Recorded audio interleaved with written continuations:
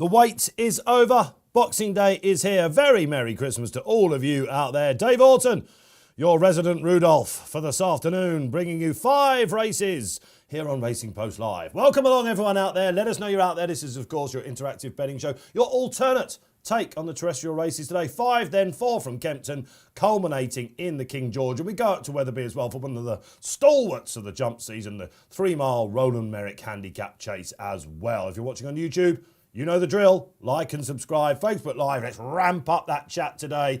The boys in the studio, Will and Dan, cannot wait to hear from you. We'll build your graphics, give you a shout out. Lots of time in between races as well to talk about the season ahead. I think we can blow the halftime whistle, can't we, on the jump season after this week coming up. What a week it is as well. The best jumps racing day, bar none. The single day. 11 cards for you out there to shake a stick at. Cannot wait. All right, who joins me as well? Let's have a little look. One man that gets lit up for the show every now and then, let me tell you. Charlie Poste is back. And what? Oh, the fellow Jocks WhatsApp group will all be going mental looking at you right now. You look a picture. Yeah, I mean, I like a Christmas outfit, so I'm quite happy to be the Christmas tree today. I bet you did. I saw something on your Twitter last year. You dressed up in the yard, didn't you? We were all in lockdown, of course. Yeah. Lots to talk about today. Posty, a Welsh Grand National winning jockey. That's tomorrow. Maximum field of 20 go. No crowds at Wales. Can you imagine winning the race without a crowd? Disappointing, isn't it? I mean, certainly for me, it would have been a real shame. Yeah, one of my bigger days, and to have no one there would have been not good. What the Welsh need to up their game, don't they? Absolutely, quite right as well. And we'll go to Ireland in a minute. But for 351 days of the year, he's a big bear. But it's time to let the moose loose on Boxing Day again. Graeme Rodway joins me back in the studio.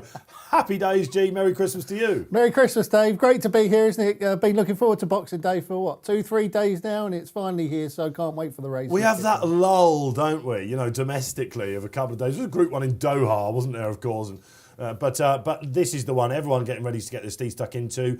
Big day for you, brave man's game against the Hoy Senor. You're going to have to put yourself off the fence there. I don't want to tip now, but the 155 is a race to save. It's for me, the race that I'm most looking forward to today. I know that the King George is a superb race, but seeing 2 top-class novices go around Kempton, I can't wait to see Brave Man's Game jump round there. Have you seen a horse jump quite as well a novice as Brave Man's Game does? Yeah. It looks like he's been doing it for his whole life. Ding, ding, round 2, of course, between those 2 novices. Great to see the novice hurdlers taking themselves on, of course, over the fences in that prestigious race. And let's go to Dublin, shall we? Because from our sponsors, Betfair, he's here, the big hitter himself. Barry Orr joins us. Merry Christmas, Barry. Merry Christmas. I didn't get the memo about having to have a bit of Christmas regalia on, unfortunately. But I seem like I can eke out a Santa Claus hat between now and the first live race at 120. Barry, we need to keep a serious edge. We're going to be the raucous ones. You need to be the judge as usual, the steward out there. And we've got some business. Of course, if you're new to the show, welcome along first and foremost. But Barry, of course, the big header from Betfair does showcase the functionality of the exchange. And we get some sportsbook action in as well, Barry. Do we have a play at the top of the show? Yeah, we do actually, Dave. But just to let all the viewers know that we've had a couple of tech issues, so we're not going to be able to, viewers aren't going to be able to see the screen as I'm placing the bets, but we will talk you through them. We're going to kick off with a Trixie, Dave. That's 4 bets. It's 3 doubles and a treble.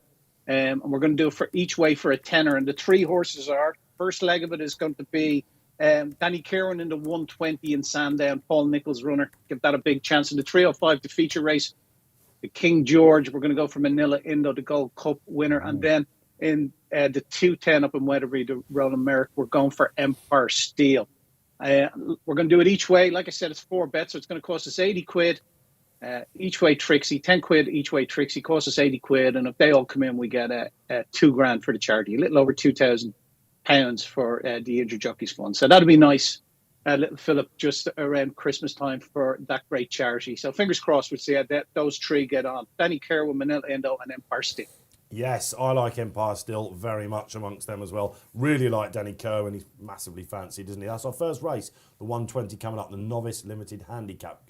Killer Crow, you remember, won it last year for Emma Laville. Always a decent form race going forward. Right, let's hear from you out there then.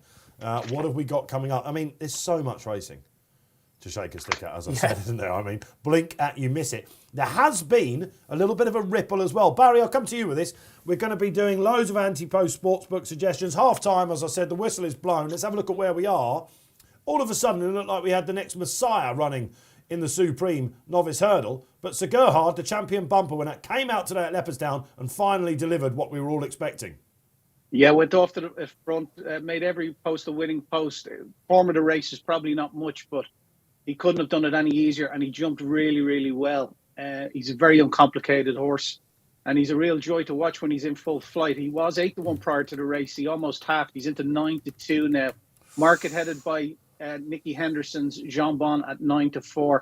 And Constitution Hill also in there at around the 4-1 mark. So that's a race that's really beginning to warm up. It looks like it's going to be a cracker.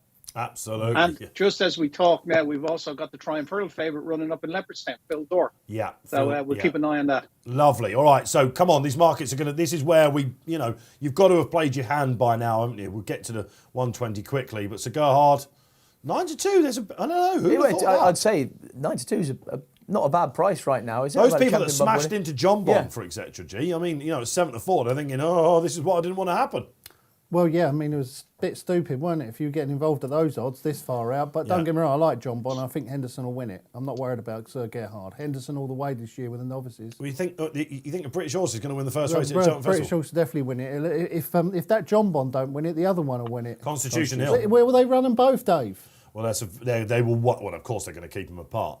Obviously different owners, aren't they? JP Yeah. on John I Bon. wouldn't think so. Constitution Yeah, I Hill. think they run Michael the boat. Buckley, isn't it? What? This is Nicky Henderson we're talking about. Well, the other thing we should say is Shishkin, of course, is jocked for tomorrow. Happy days. Well, of course, if he spits them and he runs one of them in the other race, he's got to beat 2 Irish horses then. That's asking a lot, isn't it, Dave? Yeah, I think they'll definitely, of course, they'll definitely run them in the Supreme. But on the way to the festival, you watch when Altior won and Bouvedere was third, of course. Oh yeah, they'll definitely stay apart in Yeah. the run up to the festival. Yeah, but you can't see them both running in Torworth or something like that. But I bet Constitution Hill goes to the Torworth though. Yeah. It's got to be Sandown horse, isn't it? Anyway, look, loads to talk about. We must go to the first race. Let's get some tips for you, Barry. I'm big on Danny Kerwin. That Cheltenham run, it's all about A, going right-handed, B, flat track.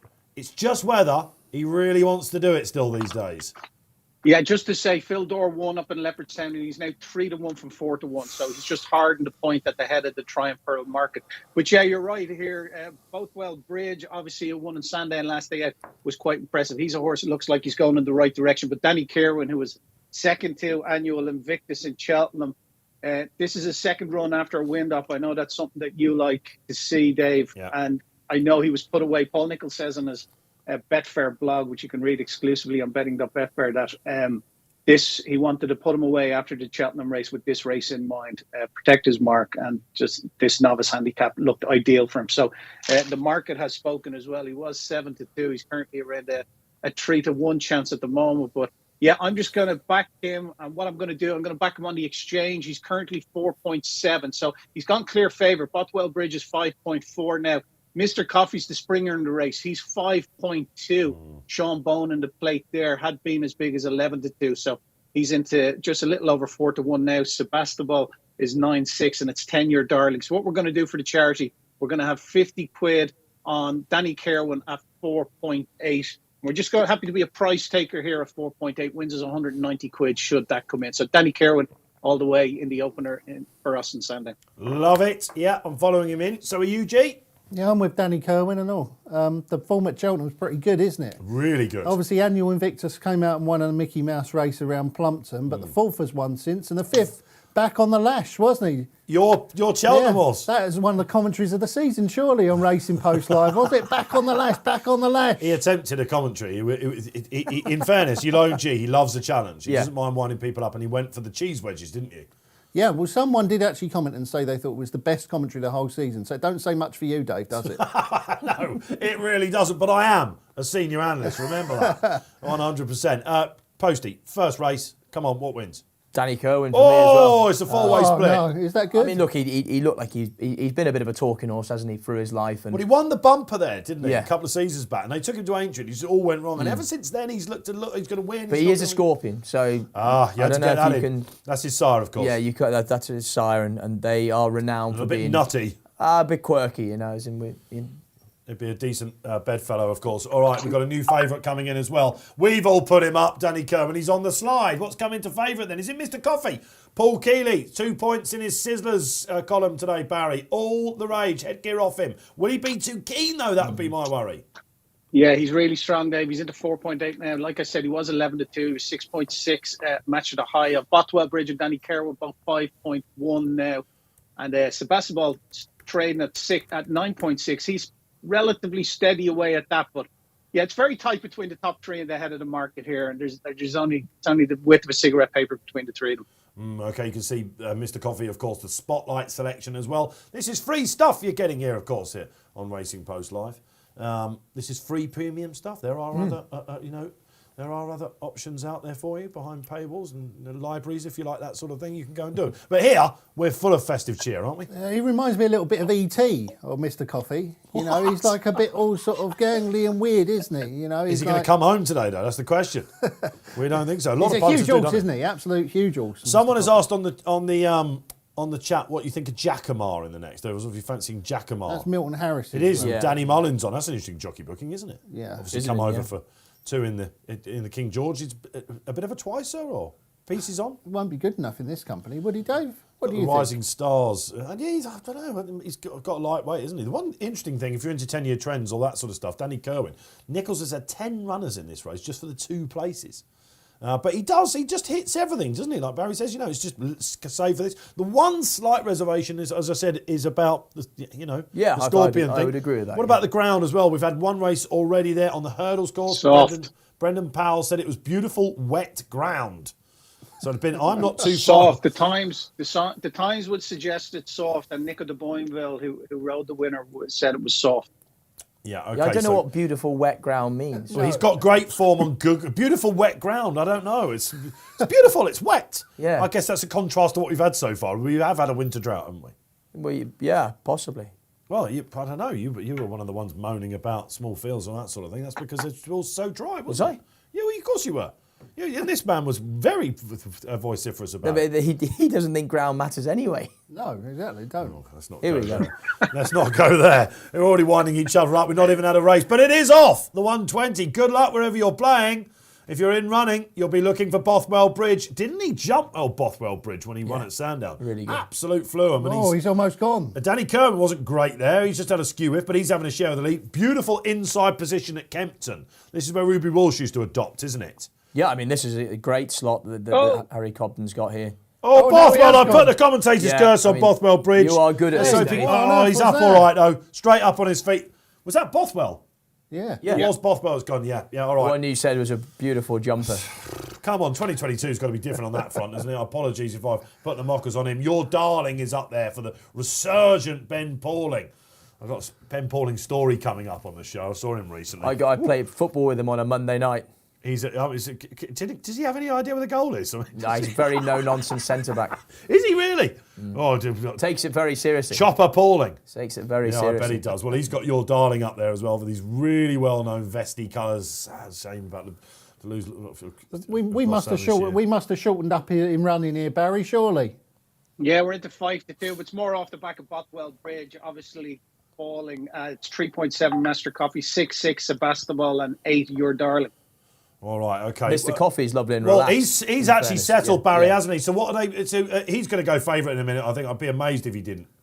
Now, Danny's still favoured in No, running they- 3-1-5 versus 3-5-5. This He is shifted a bit position they left. won this is great position for Danny Kerwin. I mean, at Kempton, this is exactly where you want to be. Front runners track, every yeah. fence he's out to his Yeah, left. he's isn't going left badly, Yeah, Mr. Coffee. What Coffee is? He's won at Sandown, hasn't he? So that's a little bit surprising. Yeah, over hurdles, though. this is a good race, of course. We should mention some of the others. Killer Kane, Brendan Powell, of course, who gave us that wet ground quote. He's got a lovely position on the inside. What else is there? Jackamar, the Sebastopol. aforementioned, out the back. Iconic Muddle, of course, winner last time out. Gav Sheehan running for Gary Moore. Don't see that too often. He's taking a nice keen hold as well. Sebastopol, who would have won here the last day, fell, took a heavy fall. You're talking about Oliver Twist horses. This is second, Fame second, and glory. second, Fame second. and glory. You don't like them either, No. do you? He would Wouldn't see them at station yards. They're not that keen on jumping. He would have won last time out. He would have won Kempton, last of course. time, I mean, he took a crashing fall. But do you think he's the sort of horse that mentally needed a crashing fall? Oh no! Who Does any does? horse But need that? Yeah, but all right. some of them are more resilient than others, They're aren't not they? going fast here now, lads, are they? What's the average speed? We can also get sucked into this. 29, 30 mile per hour Yeah, on the screen. again, easy time of it at the moment, isn't it, for Danny Cohen? I wonder whether the thinkers as well, they like to be just left to do their thing, don't they? You know, if you've got a horse that maybe often has to think about it, I prefer them in front for sure. Let's see him up then. Oh, this is good, Dave. This is good. This Danny Cohen jumping beautifully, isn't he? I don't want to do what you just did with Bothwell. He is shifting a little left, isn't he? I don't. He almost looks like he's looking at something over the camera. I don't know whether the Jeep is on the He's not inside. going to do an Imperial Alcazar, is he? And just say hi as he's going over the fence. Look at the ears on that, Dave. It looks like you almost with that reindeer ears on. Danny Kerwin's ears are just. Oh, you're going to say normally. All right, yeah, fair enough. I mean, Danny fences Kerwin's left to ears jump, are just Dave? up like that. I'm going to say there's 6 left, Barry. I'm going to say there's 6. I'm going to stab at 7. I'm going to say there's probably 6, but isn't it great to see on the far side? Listen, 3:05, the final race to King George. We will solve the puzzle for you. Stick here with us. We're going to go through that after the next race. We want to hear from you. You're 1, 2, 3 in the King George, but they are on for these famous fences. They take some jumping these, don't they? Yeah, they do, and they come very quick, and you've got to be very accurate around here. It's not the 4th last at Fontwell, which is one of the best fences I've always said to watch side on, but the 4th last at Kempton is up there as well. Remember they messed around with the camera angles? That was a joke, and they went on the inside. Thankfully, we're reverting to type here. And Danny Kerwin still holding sway. Mr. Coffee, bad what was that mistake. iconic muddle, was it? Yeah, bad mistake. Yeah, This okay, is going to win, Killer isn't it, Kane. Dave? We're going to win, aren't we? Well, look, I'm just a little bit on, worried Danny. about your darling softening him up. What is he now? He's gone short. Come on to Kerwin. Up and over he Beautiful. goes. Soaring leap. It's a case of what Sebastopol, what your darling, and what Mr. Coffee has got, because the others are looking a little bit in trouble. Okay, here we go. Oh, quite a short no! one. Oh, I tell you what, he's just been headed. He absolutely flew the 5th last. That was the 4th last, I can tell you that much. So Yes, he's that back was the 4th alongside. last, yeah. That was the 4th last. We're going into the home turn. It's not cost him too much energy and momentum. This Killer thing on Code the now. outside's going well, isn't it, Dave? Giacomo's in trouble. He's riding Sebastopol cold, but surely it's the first race. I tell you what, if your darling takes this is a big step up in form for him, and he is cruising. He is and he is going getting well, isn't he's he? getting some weight as well. Mr. Coffee's still travelling well What's as well. got a coffee gone? Giacomo not totally out of it. Come on, All right, Danny. Okay, let's have a look. What is he? Kerwin's gone big here, hasn't he? Okay, Coffee on the outside they fancy here. But it's still your darling who's going to rise up in Good. front. Danny Kerwin there as well. Danny. He's good there, Danny Kerwin. Now Mr. Coffee doesn't like it all of a sudden. He's hit a flat spot. I think this is your darlings, isn't it? Looks like he's got it in the bag. Yeah, he's gone really short. 2 outs. Let's see what he's got. Danny Kerwin stuffed on the inside. Rain probably not ideal for him, but we're making excuses. Giacomo's coming from flying out of the home. clouds. It's going to be a Giacomo's gubbing, could it? flying. He's putting himself up a bit, your darling. In fact, he Giacomo, goes in for Giacomo, money again. Giacomo. Look at this, here comes Giacomo. I'm going to find this on. Come on, oh, he's so good over the line. let's What a make a jump mess that of the last. was. Mr. Coffee there as He's well. still Look gonna at win. Giacomo on the inside. It's between him and Mr. Coffee. Your darling went too soon. Giacomo from out of the clouds takes the first race on Boxing Day at Kempton. Wasn't that an absolute pleasure? Danny Mullins, What a race. take a bow. Who was that on the chat? You talk amongst yourselves. Yeah, who was I'm going to that? find it. Barry, how high did he go? Wow, Giacomo, Milton Harris and Danny Mullins in the plate. Unbelievable. He hit a high at 34 in running. Dave, 34 for small money, a little over 20 quid.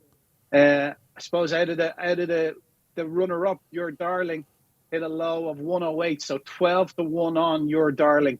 Danny Kerwin hit a low of 2.22, so 5 to 4 Danny Kerwin in running. And then outside of that, nothing really to report.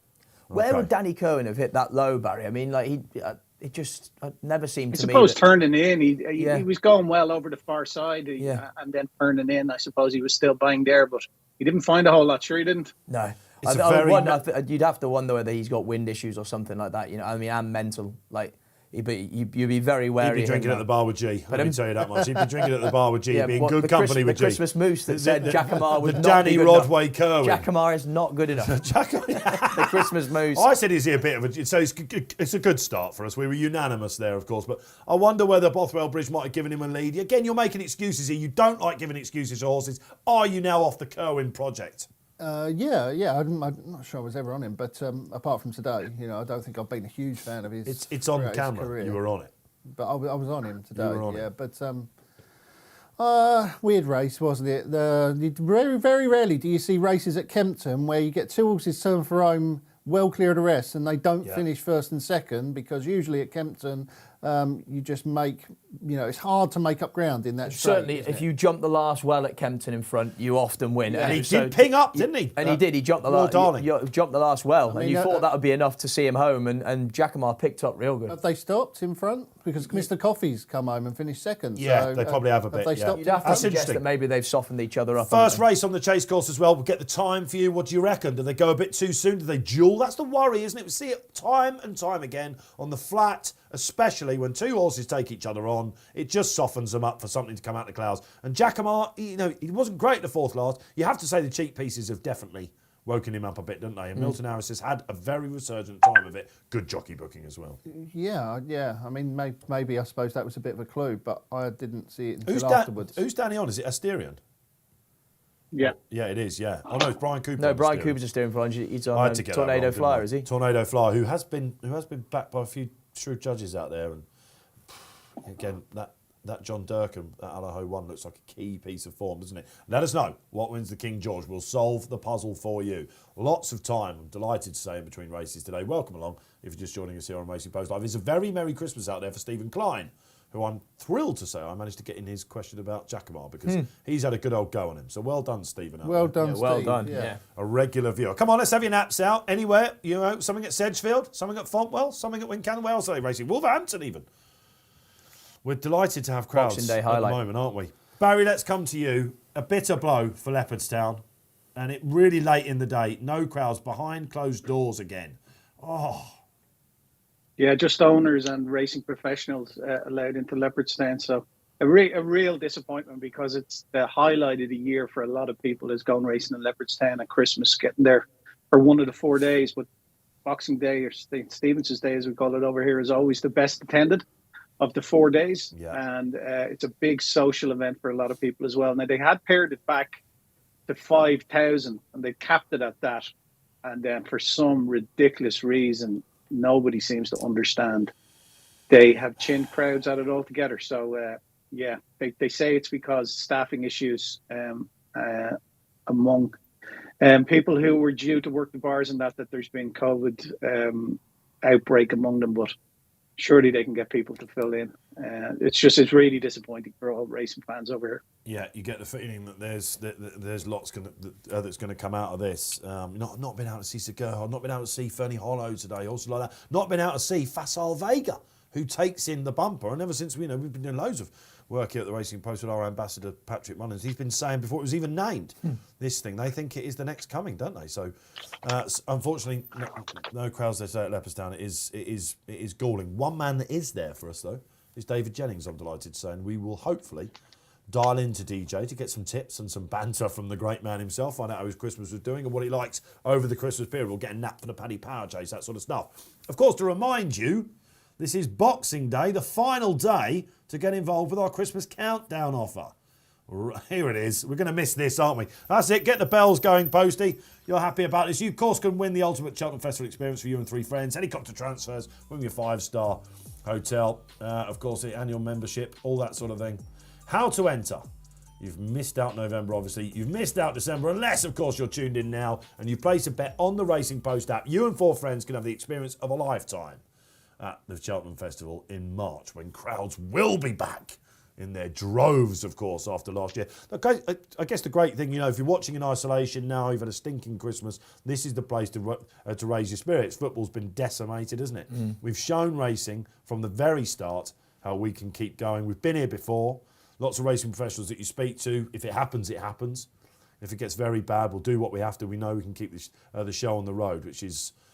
We didn't know at one point last year, did we? And it was a remarkable effort, I think, by everyone. Huge. I mean, I think racing is it's for once a very positive story from racing, isn't it? That could do with that. Through everything that they showed incredible professionalism, and actually the leadership was great, as in keeping everything together. And look, fingers crossed we can still have crowds at least in Britain and keep going with the show on the road in front of spectators. What's the crack with the point-to-points at the moment? Are they still letting people in? It's outside, isn't it?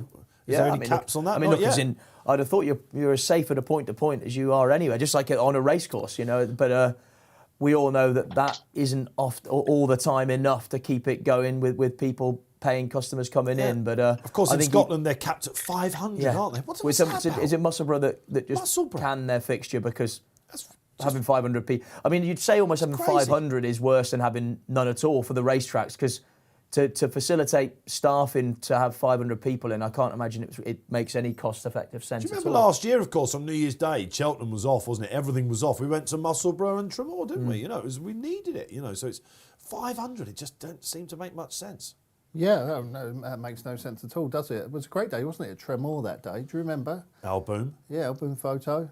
Yeah, I can't remember the others, but I remember we Is he got going told a back bit there about again Tremor. this year, isn't he? I think he is. Isn't He is. Album He's, photo? after all the hooing and hawing, the Yeah. dual Gold Cup winner, of course, trying to do a Corto Star and regain the Gold Cup, is going back to his race. Great for Tremor, obviously. Yeah. I wonder if they will name it after him. What, the Alboom, whatever it is. The Alboom What's it race. called now? Well, I don't know. Of course, we were asking a question to you out there: who was the last horse to regain the King George? You know, to retain it, and it's interesting, isn't it? Because Clan de Zobo, of course, has been, you know, he's a dual winner, only third last year, well beaten third as well. He's coming back out for a lot of people out there, Paul Keeley included, one of the naps of the season. And he's been trained totally differently for the race. First time out winners in the King George, very hard to find. But What Paul does Nicholls, that mean, though, train differently for the race? well, he usually goes to the Betfair Chase and runs well without winning it and is spot on for the King George, doesn't he? This has been a total change of thought. And he goes fresh. They think maybe last year did he leave it a little bit behind on bad ground, you know, in the Betfair? I don't know. Possibly, but I suppose my point is, like, does he not get trained to be fit for the Betfair or the racing down Royal where he went before? As in, I like would his suggest record- the his first record time first he ran time in out the is not Betfair, good. they went for the bonus that was on, Yeah. probably. I mean, I'm thinking off the top of my head here, and they used it as a prep since. So, yeah. you know. I mean, look, he'd probably go and win. He'd probably go and win because Paul Nicholls is fantastic at this sort I of thing. found myself jumping off him. I have to say, Yeah, I won't tell you who I'm going with, but I have jumped off him. You'd be worried about Clan first time up? Yeah, but it's a long time, isn't it, since the last horse to win the King George? I think it's back in the 80s, isn't it? I can't We remember. worked the it name out, of the didn't we? horse. I mean, apparently the clue is in the race names there today. Of That's course. the regain in. You're just on about a horse winning the King horse George winning on his first first time run. out. Oh, of I the see. season. Right. Yeah, Okay. George, Right. All I right. mean, it Yeah, I'm hasn't jumping happened off for a that one. long, And long you say that's time. from the 1980s, so there's Couldn't another find question. one. There's another question. Exactly. Yeah, I mean, it's Nicholls, though, isn't it? And, you know, as we saw with Frodon and last year's winner, of course, with Brian Eon, the rain won't be ideal for him, will it? But look, all these are out there. And surely he's not going to get as he easy gets a them time fit of for the it. life first. If anyone of all the trainers in the universe was going to get one ready for the day, it probably is Nicholls. Yeah. But if you're riding against Frodon, you're not going to leave him as easier time in front this year, are you? Surely not. Surely not. But it was the ground as well for Frodon. It was genuinely good ground when he won last year, so I'd be worried about it. We've got Gold Cup winner in it, of course, Manella Indo. I mean, the way that first race on TV has just panned out, you would be entirely surprised if something similar happened in the Gold Cup, in the King George itself, sorry. Something you've like got- Tornado Flyer coming over the Yeah, top well, of you're them. going to have Frodon up there. You're going to have Minella Indo up there blasting away. They won't want to have Clan de Zobo far away. Asterion for Longe will be prominent. Yeah. It wouldn't entirely surprise you if something came from the clouds and won it. All right, let's get some social interaction in. With one race down, who's launching the show on Boxing Day? David Sheridan, welcome along, my man. And says, hi, guys, tuning in for the Philippines. Ever been to the Philippines? No. Sounds good, though, doesn't it? Filipinos. Yeah. It does sound good, I have Sounds to nice, say. yeah. Absolutely. A lot of people go away in the winter months. Welcome, David Sheridan. Let us know what wins the King George. Great to have you there. And the commander, Von Roerick, comes back on. My nap of the day. Love this.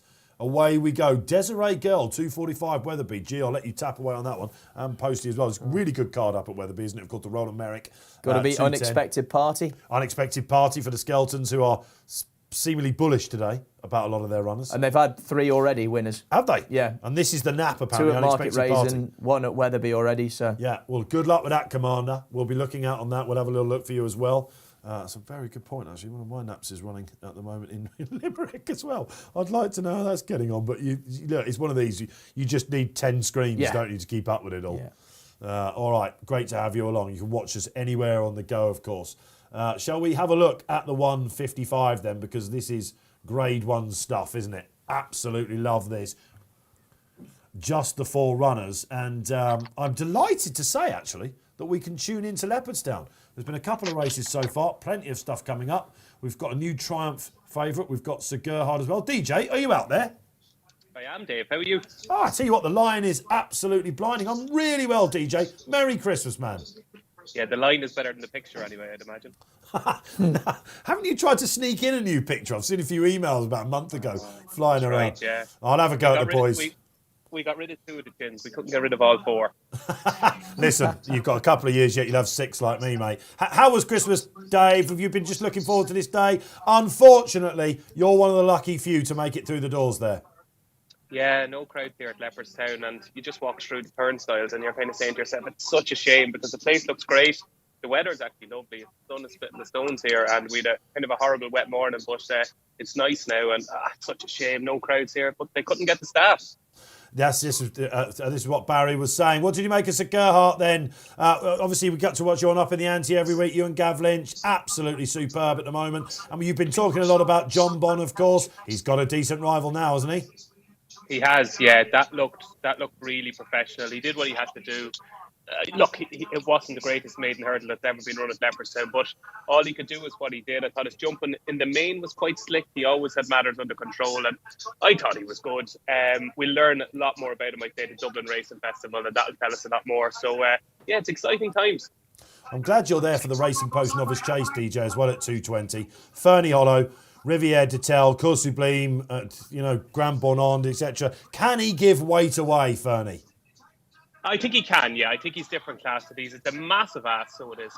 But I just thought from what he did from the last of the line at Punchestown, to me kind of screamed he's the most likely Arkle winner this year. Now, Riviere de Tel is going to be really slick over the first couple of events, and I think we learn a lot in the opening half mile or so. I think if Fernie Hollow can get into a good rhythm, and I think if he can enjoy himself, and I think his class could tell in the second half of the race. It's a big ask, but I think he's up to it. Thrilled to have you on Racing Post Live finally, DJ. If it hadn't been for these COVID restrictions, there's a seat waiting for you, DJ, when you fancy it. You keep telling me that. I haven't got the invite yet. I think you're a charmer every night, so you're telling people what they want to hear. Well, yes, absolutely. You're getting to know me well, DJ. Listen, one horse over the next couple of days, DJ, that you're going to be putting your Euros on. No, you're going to think I'm lying here, but my nap of the day was Daily Tiger. That's just after winning at Limerick. Is it and one? You can ask Bruce. Yeah, just one Yes! there. Yeah, the 133. That was my nap, and what a shout, buddy. Come on, we're in the Daily Tiger. Happy days. Yeah, so as regards the rest of the card, I thought Heros de Staal might win the last at Kempton. I think he's been crying out for a test like this, a strong pace, and I think he's going to be hard to beat. At Leopardstown, some decent action to come, actually. I thought in the 6th race, which is due off, it's a handicap chase, a 255. Now, there's a Golden Jewel. Hunters will be tearing their hair out with Golden Jewel. He's had too many seconds next to his name. He's only won 3 races, but to be honest, I think he's well handicapped out over fence off mark 121. There was some 10-1 available this morning. I think the ground has come right for him. He's only got 10 stone 2 because Chris Timmons takes off £3. So I thought if you could get 9 or 10-1 about Golden Jewel in the 255 or left to I thought he was represented a little bit of value, Dave. Well, we've got you, DJ, before you sign off. We've got Brave Man's Game coming up, of course, against Ahoy Senior. We've got G-Rod in the studio as well. Is he going to have egg on his face today? I think the closer the race gets, the more I fancy Brave Man's Game. I think Ahoy Senior is the better long-term prospect, but I think Kempton 3 miles today, I think this is going to be Brave Man's Game today. Love it. All right, good to hear, G-Lod. Listen, DJ, it's been superb. What wins the King George? Clan de Zobo. All right, enough said. DJ, thanks for coming on, man. No crowds, but keep the festive cheer going. We know you will. Brilliant. Hopefully see you soon, Dave. DJ, great. David Jennings, our leading Irish correspondent, join us. That was good fun, wasn't it? Yeah, Top man, great. DJ. Yeah, and he got his Daily Tiger won. And you got your nap up, yeah. I wasn't able to watch it as well. Did you hear me say just before we went on? I'm trying to find it. So thankfully, DJ got it. Hopefully, some of you were watching our feature shows at the start of the week. That was good to see. Enagamine, a distant second to him. No Enagamine this year at this Christmas, is there? Slight worry. He was supposed to be running, wasn't he? Possibly, yeah. We've got Shaken to come, of course. We've got Aplutard. We've got... Is Bob entered? He's not, is he? No, they said later in January, didn't they? No, of course, yeah, he they was did. entered, but he's not running, no? Yeah. All right, we've got Triumph Hurdle favourites, all that sort of stuff. All right, He'll great. be back over hurdles before we know it, that boy. Oh, no. What, Bob Ollinger? Yeah. Oh, man. Back in for the champion hurdle. Oh, I mean, come on, that's madness. Because even I'm going to pipe up here. They've got Honeysuckle. He's not going to go this year. Even if he takes a Perla, he can't do, can he? No. Appreciate it's an interesting contender now in the Champion Hurdle, isn't it? He is, absolutely. But a slight worry that he's obviously had a hold-up, hasn't he? He must have done. Oh, definitely, yeah. We spoke to Patrick about it, and he was a bit coy about it, to be honest. Yeah, I was a bit disappointed with that because he was my anti-post selection straight after the festival last year. We always do after the festival. What wins next year? What wins next year? I backed him for the Arkle straight after that, 5-1. I thought, he'd turn up next year, he'd be 1-5. So you're to blame then, basically. And then that has been a profitable route down the years, is to back the Arkle favourite straight after the festival for the following year, because usually they just turn up and beat 3 or 4 rivals at short odds. Yeah. Like Shishkin did last year. The chess pieces are falling into place, aren't they? It's great. Barry, have you got an anti-post hope so far for the Cheltenham Festival? One that's gone your way? I can't say I have, Dave. No, I wouldn't look too strongly to them just yet, to the anti-post markets. After the Dublin Racing Festival, I might reassess that. But at this stage, nothing stands out massively to me and attracts me at a price that I think is value. What are we going to... Let's go back to 155 and stick with you, Barry. What are we expecting here then? Brave Man's Game versus Ahoy Senor. All the morning money when the rain arrived, in Sunbury-on-Thames was for Ahoy Senor. But Brave Man's Game, he looks like... Well, look at that. He's getting harder and harder as we go. He's 198 now, so he's a shade of odds on. Just 100 wins in 98. He has traded at 11-10 against... Ahoy Senor obviously has traded at a low of 2.1, which is 11-10, and a high of around the 6-4 mark, 252. Currently trading at 2.42. Ahoy Senor. T Clipper, money for that, Dave, was 33 into 17.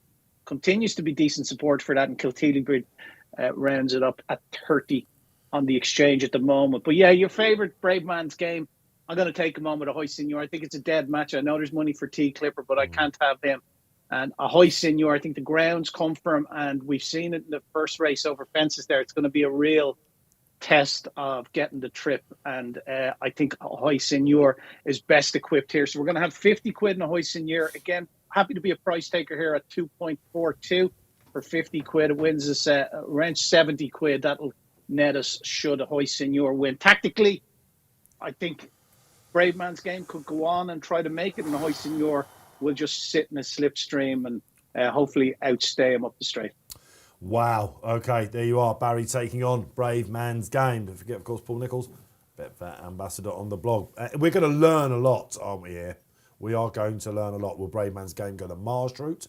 Maybe the Bob match might be on. Bob Bollinger match might be on. Or are we going to see a proper former RSA horse? Is that called the Festival Novice Chase now? We did this the other day, didn't we? It is called the Festival Chase. We'll call it that. Yeah. All right.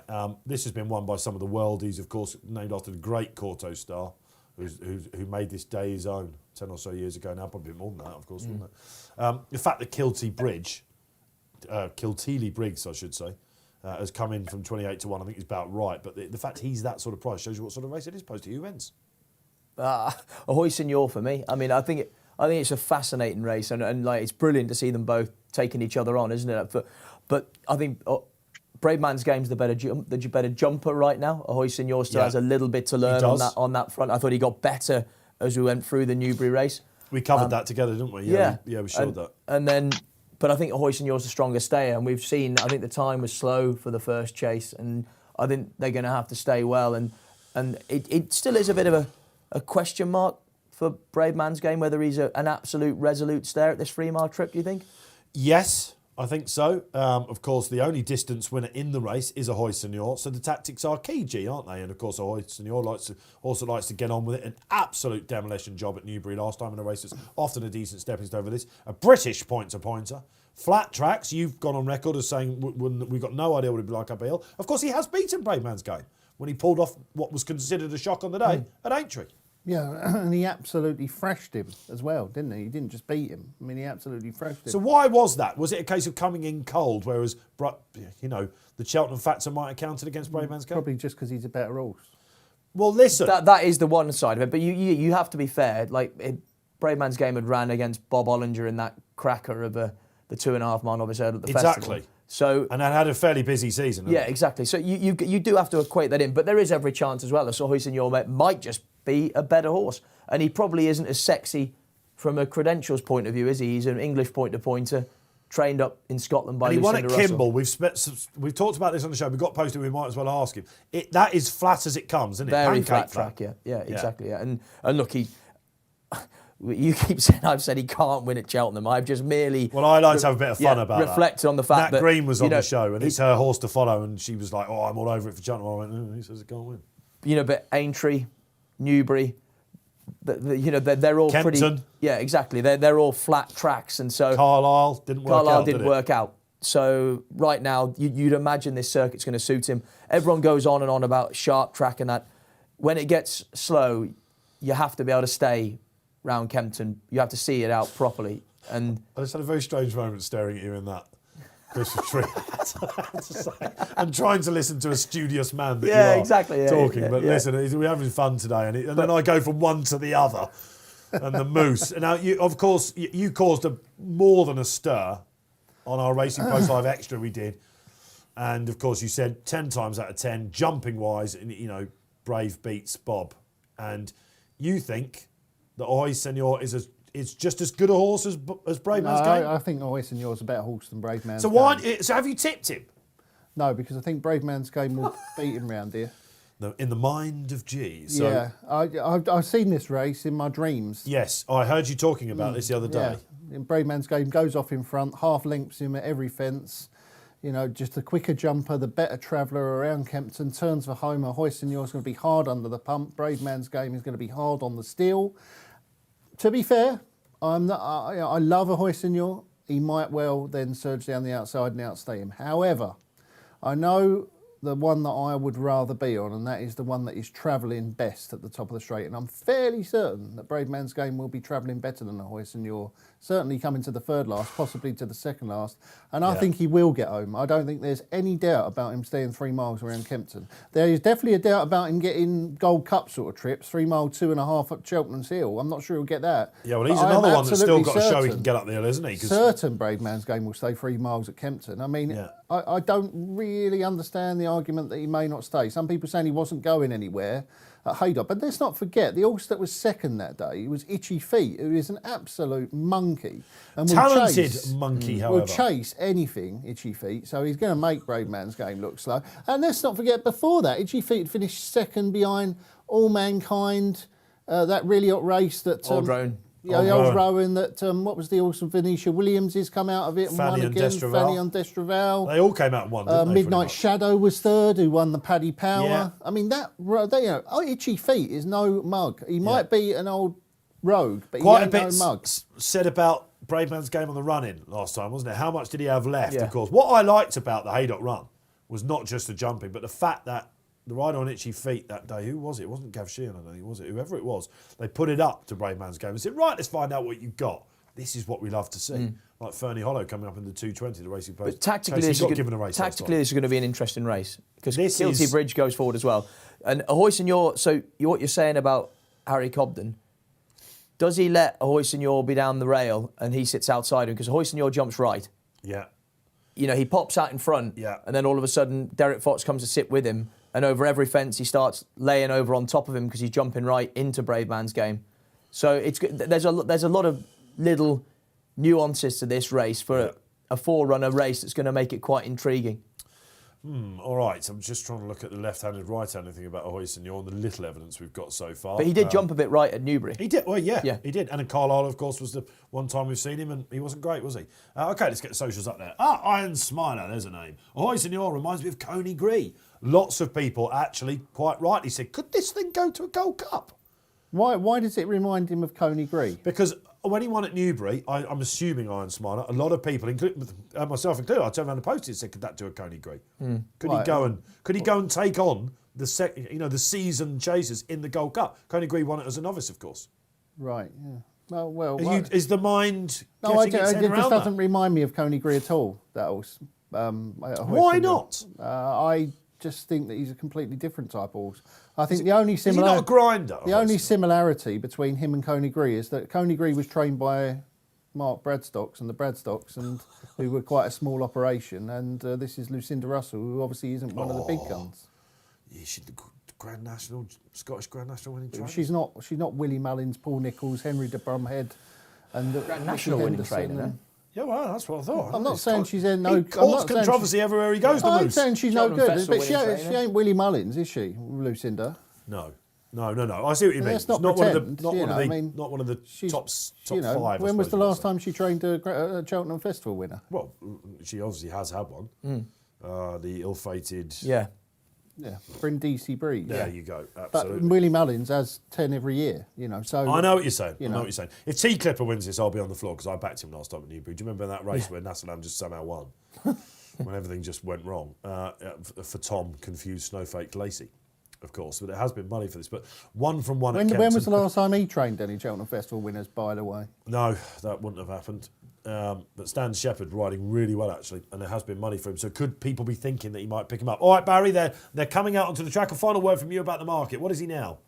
Ahoy Senor's gone favourite. 2.2 Ahoy Senor, 2-3-4 Brave Man's Game, 11 T Clipper into 11. Can you believe that? I can't. Kilteely's Briggs is 32, but your favourite Ahoy Senor. Oh, the T Clipper then beginning to Do you come think and that, do you soar think over that the them. money's coming on this because they've just seen the last race fall apart from That's the front, what- and they surely. think that the other three are going to go to the front. They're going to all go nuts, and they might. He was leave it in beaten T before the Clipper's cross fence at nut- Newbury. yeah, It was a painful watch that for me. Yeah. On the Chepstow run, I thought he would beat them that day, and he ran terribly. Now, Orsons, of course, can bounce back. He's one from one at Kempton, we know that. But this is, I mean, he's got £10 to fine on official ratings with Ahoy Senor. We're talking shock. And £20 has Kilteely Briggs. Well, nice also Kilteely Briggs, I think. Bred to running Grand Nationals and that, isn't he? So, look, informative little races. Cannot wait. It's a Christmas sizzler. We'll build up Ahoy the socials. Senor going to go off in front. Looks that way, doesn't it? Yeah, down the inside, isn't it? To try and grind Brave Man's Game into Yeah, submission. this is not how I dreamt it. I thought that Brave Man's Game would lead them out. Is anyone surprised about that? It was probably 101 that your dream was not going to play out here. And I haven't backed Brave Man's Game, but I am tempted the more he got. I thought he would be about 4 or Had 5. any more dreams or not?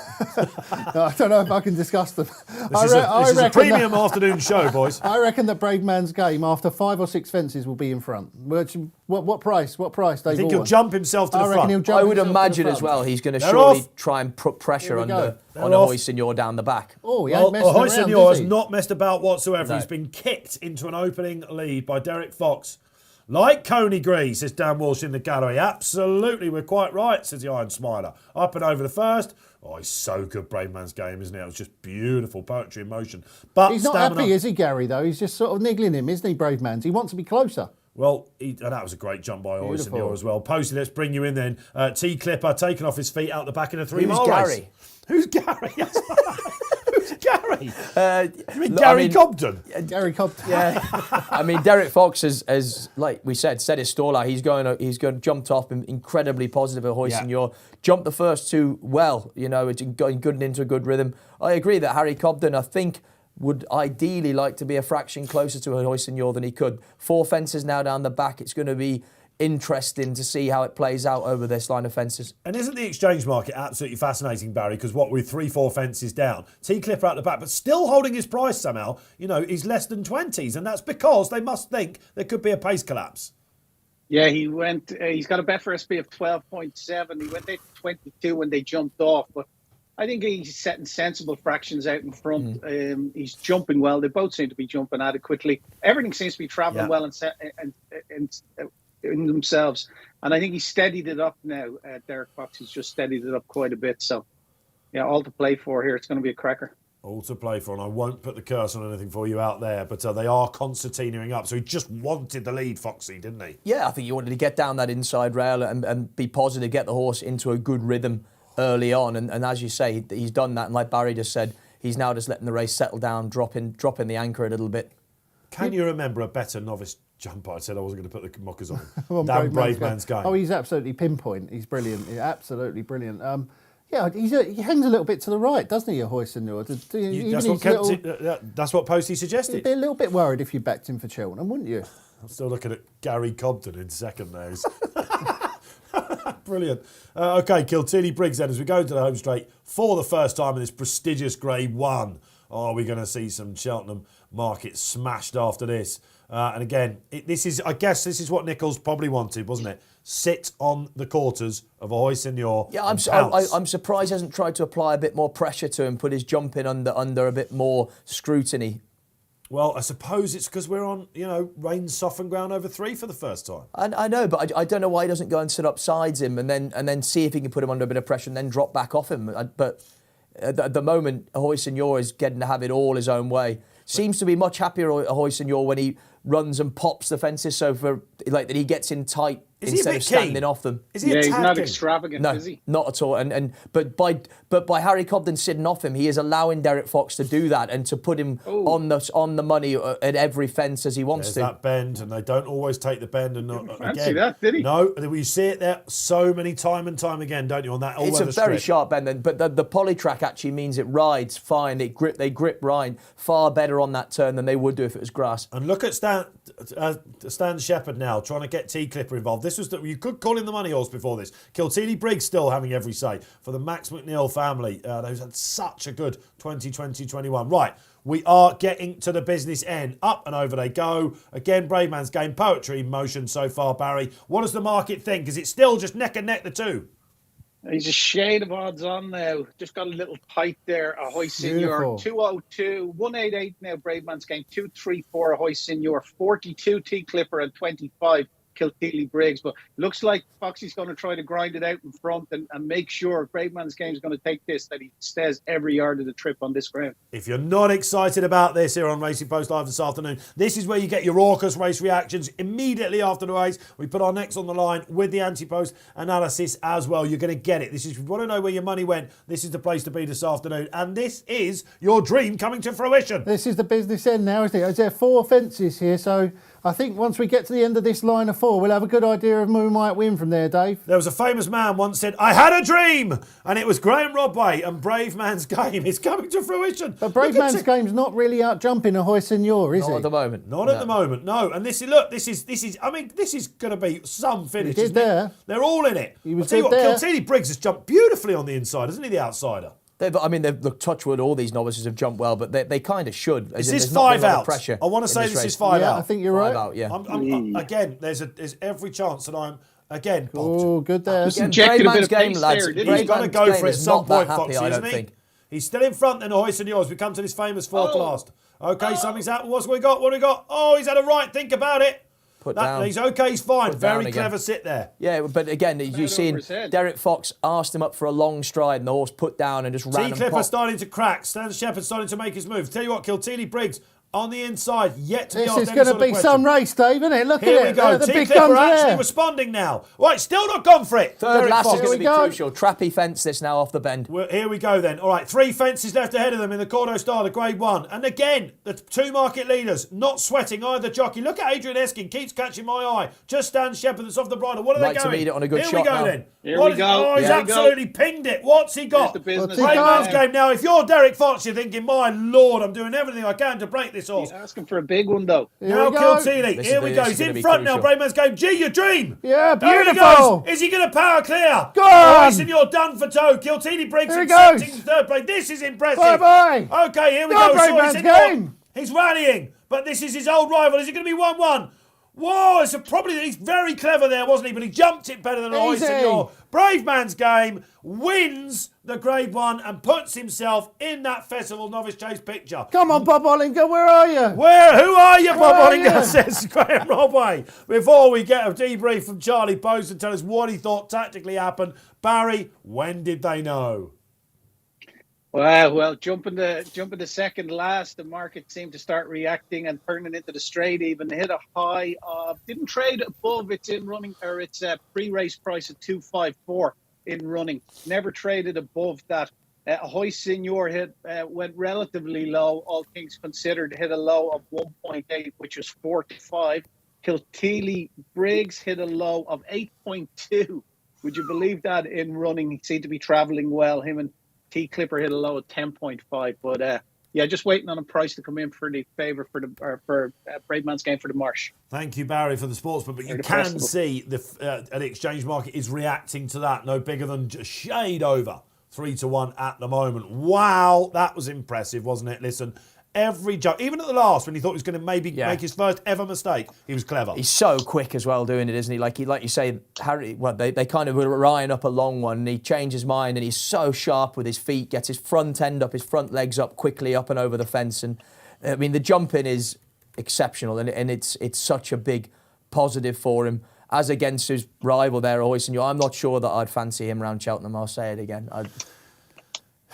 What do we make of a Hoyson? Let's pick the bones out of him. Strong race. Do you think Derek Fox might have gone a tad quicker? Possibly. I mean, he's just been hammered by a good horse, hasn't he? But they didn't really turn it up until coming to the third last, did they? Not at all. I'd say on reflection, he wishes he'd gone stronger through the last circuit. Because your question mark about Braveman's Game now is, has he still conclusively proved that he's an out-and-out stayer? I mean, I think you've got to say right now, like at a 3-mile trip, you've got no concerns whatsoever about him staying. I thought he saw it out real good. Just one without coming off the bridle over 3 miles. But my point being, that wasn't a proper test, was it? You winding me up here, Dave, or what? I mean, he's just won hard on the steel. I don't think there's Listen, any issue. come the previews on the eve of Cheltenham, that's going to be a question that will be asked. Is G-Rod changing his stance about a Hoyson being a better horse than Braveman's Game? I still do think that Hoyson very, very good. But what went wrong then? I think that Braveman's Game looked very good himself there. But did he not make it enough of a test, Derek Fox? I don't want to be critical of him because the horse has run a belter, hasn't it? It don't matter. He could have ridden that race any way he likes. Braveman Game would have beaten him 10 because times he jumped off Derek Fox, didn't he? Over the first fence. With intent. Yeah. And he did drop the anchor because it meant the likes of Kilteely Briggs, who is a national horse in the making, jumped brilliantly there, got tap for toe from 2 out. But for me, the fact with the Hoyson right now is if he's in front trying to be positive, what he can't really do is trust him to come up on that real positive stride, if that makes sense. So he's always having to drop anchor going to his fences. He did make the odd error, didn't he? And make him sort of get in tight and just be economical rather than like spectacular, not spectacular, but like rather than being more elaborate with his jumping. And I just think that's always going to make him tricky in this sort of company. A final word for now, because we've got to go up to the Roland Merrick at Wetherby 210. Who are you, Bob Ollinger? Yeah, where are you? Who are you? Do you still think that Bob, do all those people still think Bob Ollinger's going to slam Braveman's Game? We'll see. Let's hear from That you out there. was just as impressive as you can get, isn't it? You can't do any more than that. Is this a Sprinter Sacre type thing? Is this a Sprinter Sacre who wasn't the best hurdler we'd ever seen, and just the moment he got over fences, took his to a new planet? Chasing is a different ball game to hurdling, and the Christmas moose has spoken. The festive moose. They won't go in the same race, will they? Probably not. Marsh, Probably not. The festival. Looks that way. It looks that way. But the point being that a lot of people said that Braveman's Game was, something of a red herring last year. I think from a chasing point of view, though, we need to see more of Bob Ollinger, don't we? When is that going to be? Mid-January, we think. Then okay. So look, the novices look good, don't they, at the moment? I think they might go the same race. We'll see. I think they might. I'm not sure. I'm not sure that Braveman's Game is really going to want a test of stamina. The one thing you're delighted with if you're Paul Nicholls, not just that he's come through it and he's got his grade 1 to his name, he didn't have that hard a race, did he? No. He must be next year's King George winner. He must be, mustn't he? I love Braveman's Game. We say this often, don't we, in the Corto He must Star? be. But that's marvellous. Paul Nicholls. So would you be getting on anti-post now? Yeah, he must be next year's King George. We are also hearing breaking that this will really wind you up, Moosey. That there is a chance that he might not go to Cheltenham at all. Yeah, Braveman's Game. Yeah, that would be disappointing, wouldn't it? That would be huge, wouldn't it? What a ramification. Aintree definitely the place for him, says Nicholls. Despite the fact he was beaten there as well. But Dan Walsh giving me the update. We'll get it from Lee Mottershead, isn't it? That is.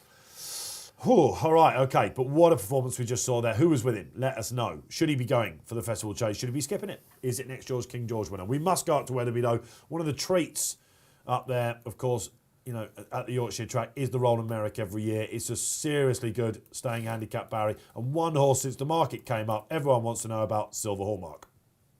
Yeah, Silver Hallmark. He's a little weak, though. He's out to 3.95 now on the exchange. Good Boy Bobby is the one that the market seems to be speaking very powerfully for. Was 7.9. Good Boy Bobby into 5.1 now. Empire Steel, another one of our horses in our Trixie. He's strong at 5.9. That's 10.5 bar. I'm going to lay Silver Hallmark off a mark of 145 here. His first run back in Carlisle when fourth to Fiddler on the Roof, I thought was an average enough run. I know it's his first time in a handicap. I'm not sure 145 is very kind to him. You've got some nice horses in here. Obviously, Lord de Mesnil, Topville Ben, Good Boy Bobby, Cloudy Glen, who won the Ladbroke. He's £10 more. And Empire Steel, who was second to Strictly a Dancer. in Haydock in one of our sponsored races. So there's plenty of opposition here. I'm going to lay him at around the 3-1 mark, looking to take 50 quid at the backer stake at 4.0, so at 3-1.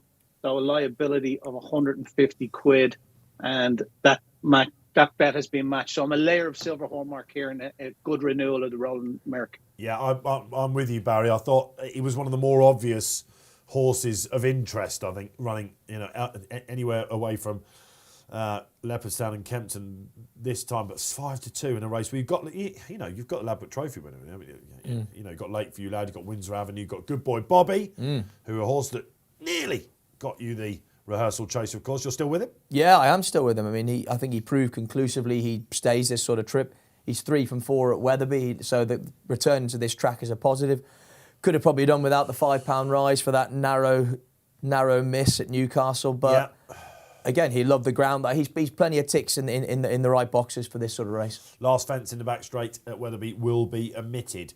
Who's going to be in front come that time, do you think, and the one to catch? Could it be Empire Still, or are you a Hallmark fan? No, yeah, I'm with your one again. Aren't we all going 3 for 3 in the first three races? First 3 races, we are somehow agreeing with each other. Yeah, Empire Still.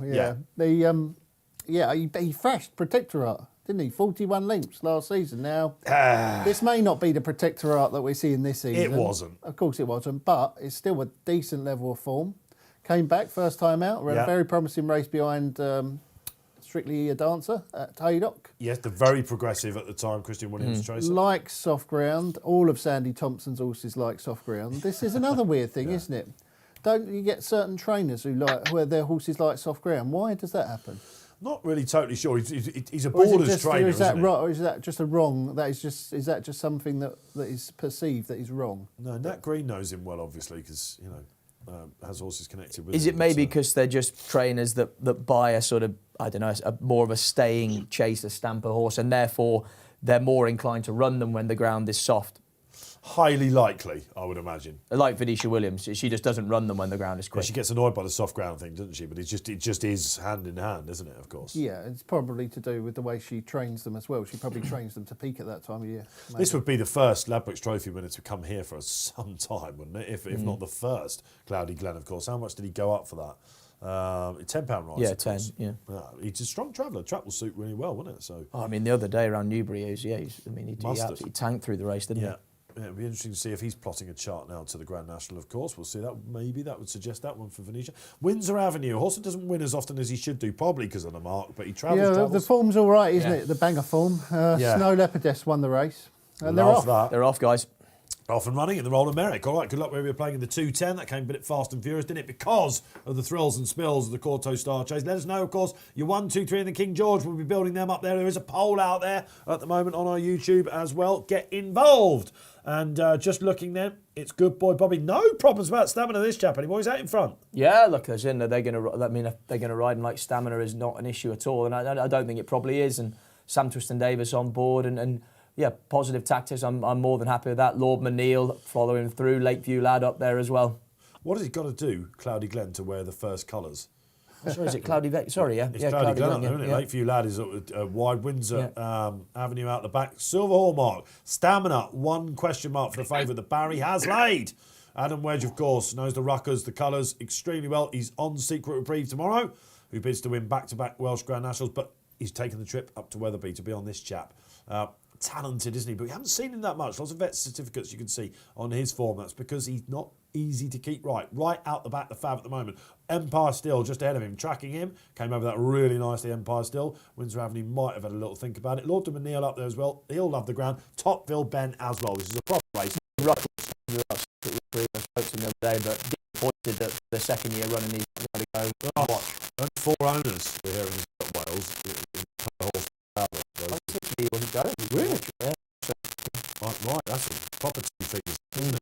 So back to back, and of course, not that much harder. Can he win it time out again? Let us know. What was interesting that keeping inside here, isn't it? Adam Wedge, the cheese wedge. Yeah, the seconds and cheese wedges.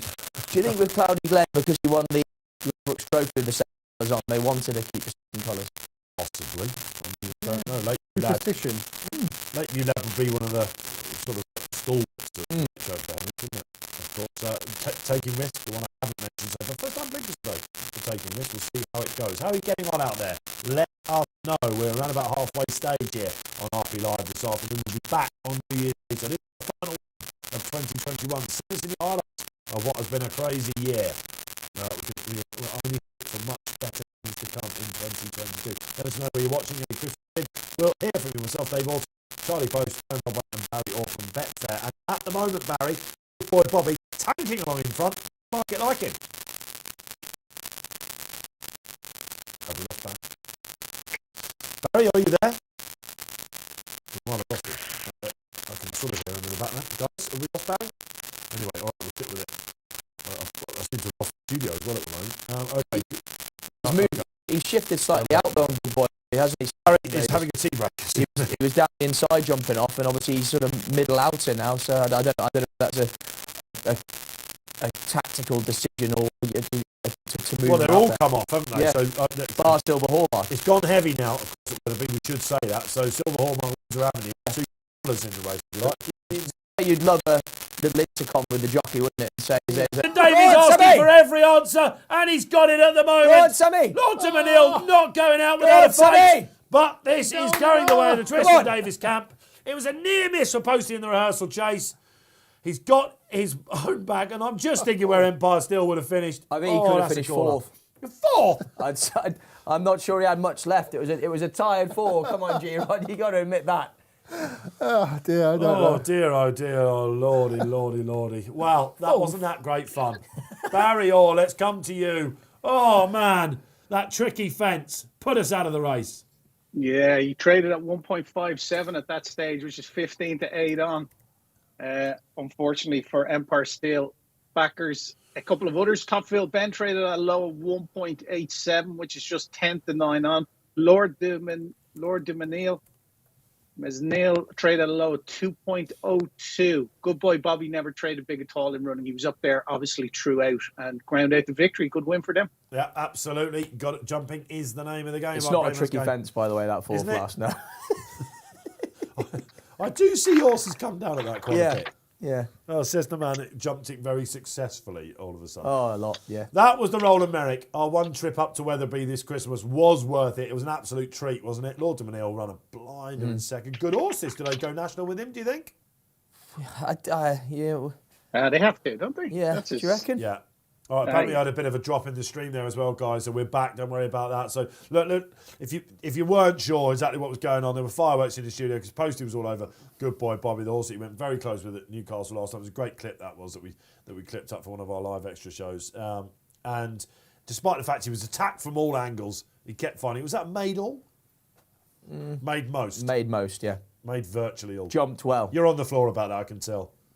I think we'd have gone close. He was cruising. He was really going well. But that's the second time this year that I've backed one at Wetherby that's come down when he looked like he might win. Yeah. Being that horse of Dan Skelton's, Chamblou.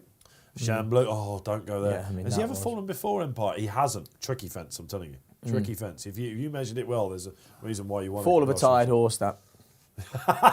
Maybe. We'll never know, of course. He was up on his feet, Empire still. That's the main thing. All right. Goodness gracious me. So where are we? Just 2 races left to bring you. We've got the Christmas Hurdle coming up next. The market is there. We'll get to Barry in a second, of course, because then we've got the King George coming up as well. And it's a puzzle that we need to solve, isn't it, the King George? I think we can say that. Have you put something up pre-Christmas and then changed your mind? Is it one of those races, or have you waited till the last minute? Or Yeah, I mean, I was going through it sort of like a lot this morning, and I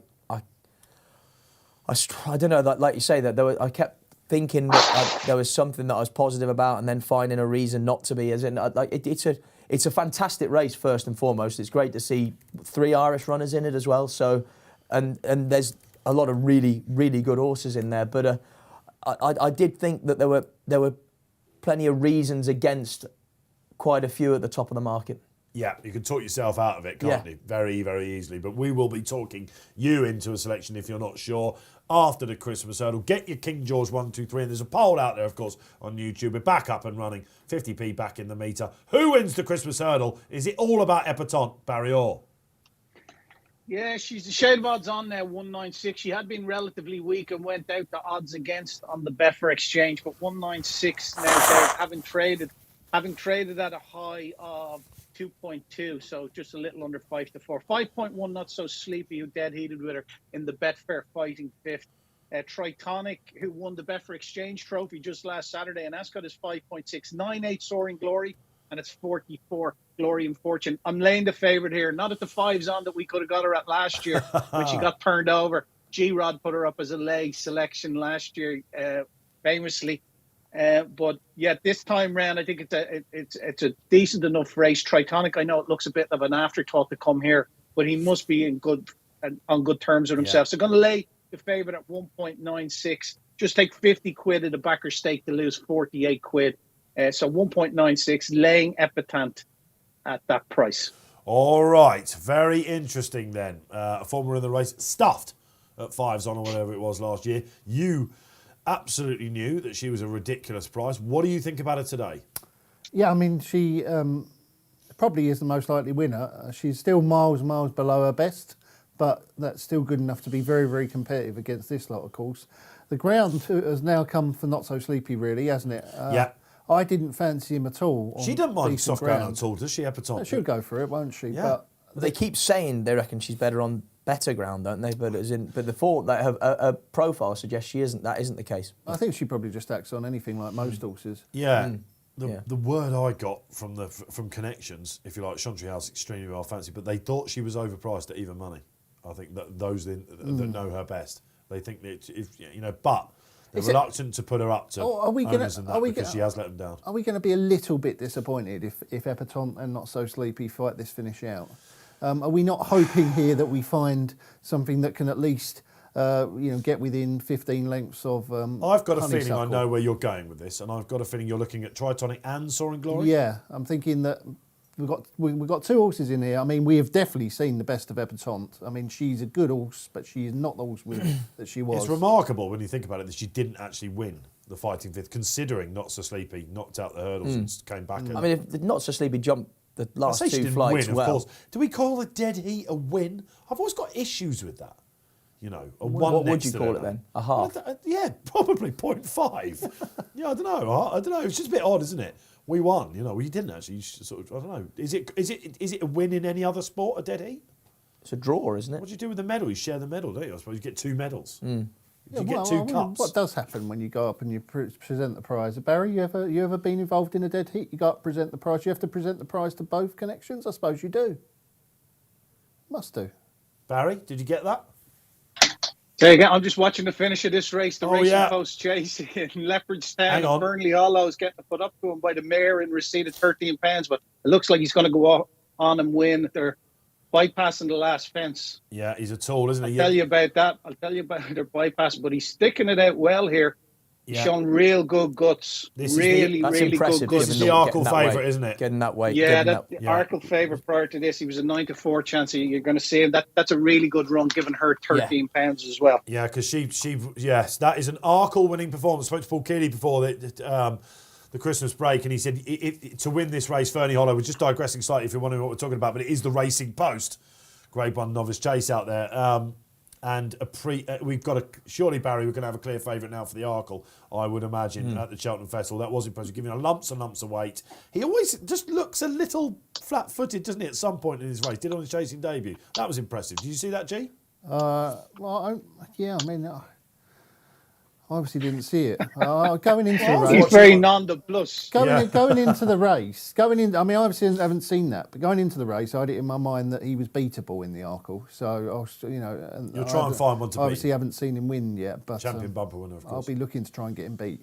I could have seen him get beat narrowly today and then almost enhance his reputation. And he's carried the weight. Yeah, I think to give that mare all that weight and a beating is an impressive performance, no? Yeah, she's 4-year-old filly. Oh, there's the Arkle Exchange market as well. Blue Lord in there, My Drogo, of course. And about 2 to 1. Dusart, yet to see him. That's going to be happening soon. Edwardstone, of course, who we'll be seeing at some point. Tomorrow we'll be seeing Edwardstone, won't we? Yeah.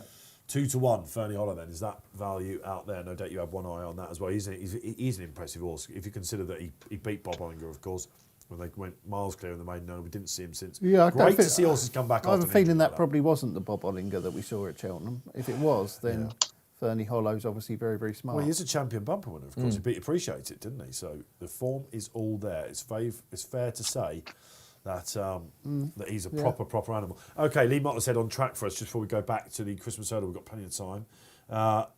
He has it all, doesn't he? Says Paul Nicholls of Brave Man's Game. I did think the ground might be on the slow side for him, which is interesting, but those good horses keep on galloping, improving all the time. We haven't been too hard on him. I learned a few lessons about how to train him last year.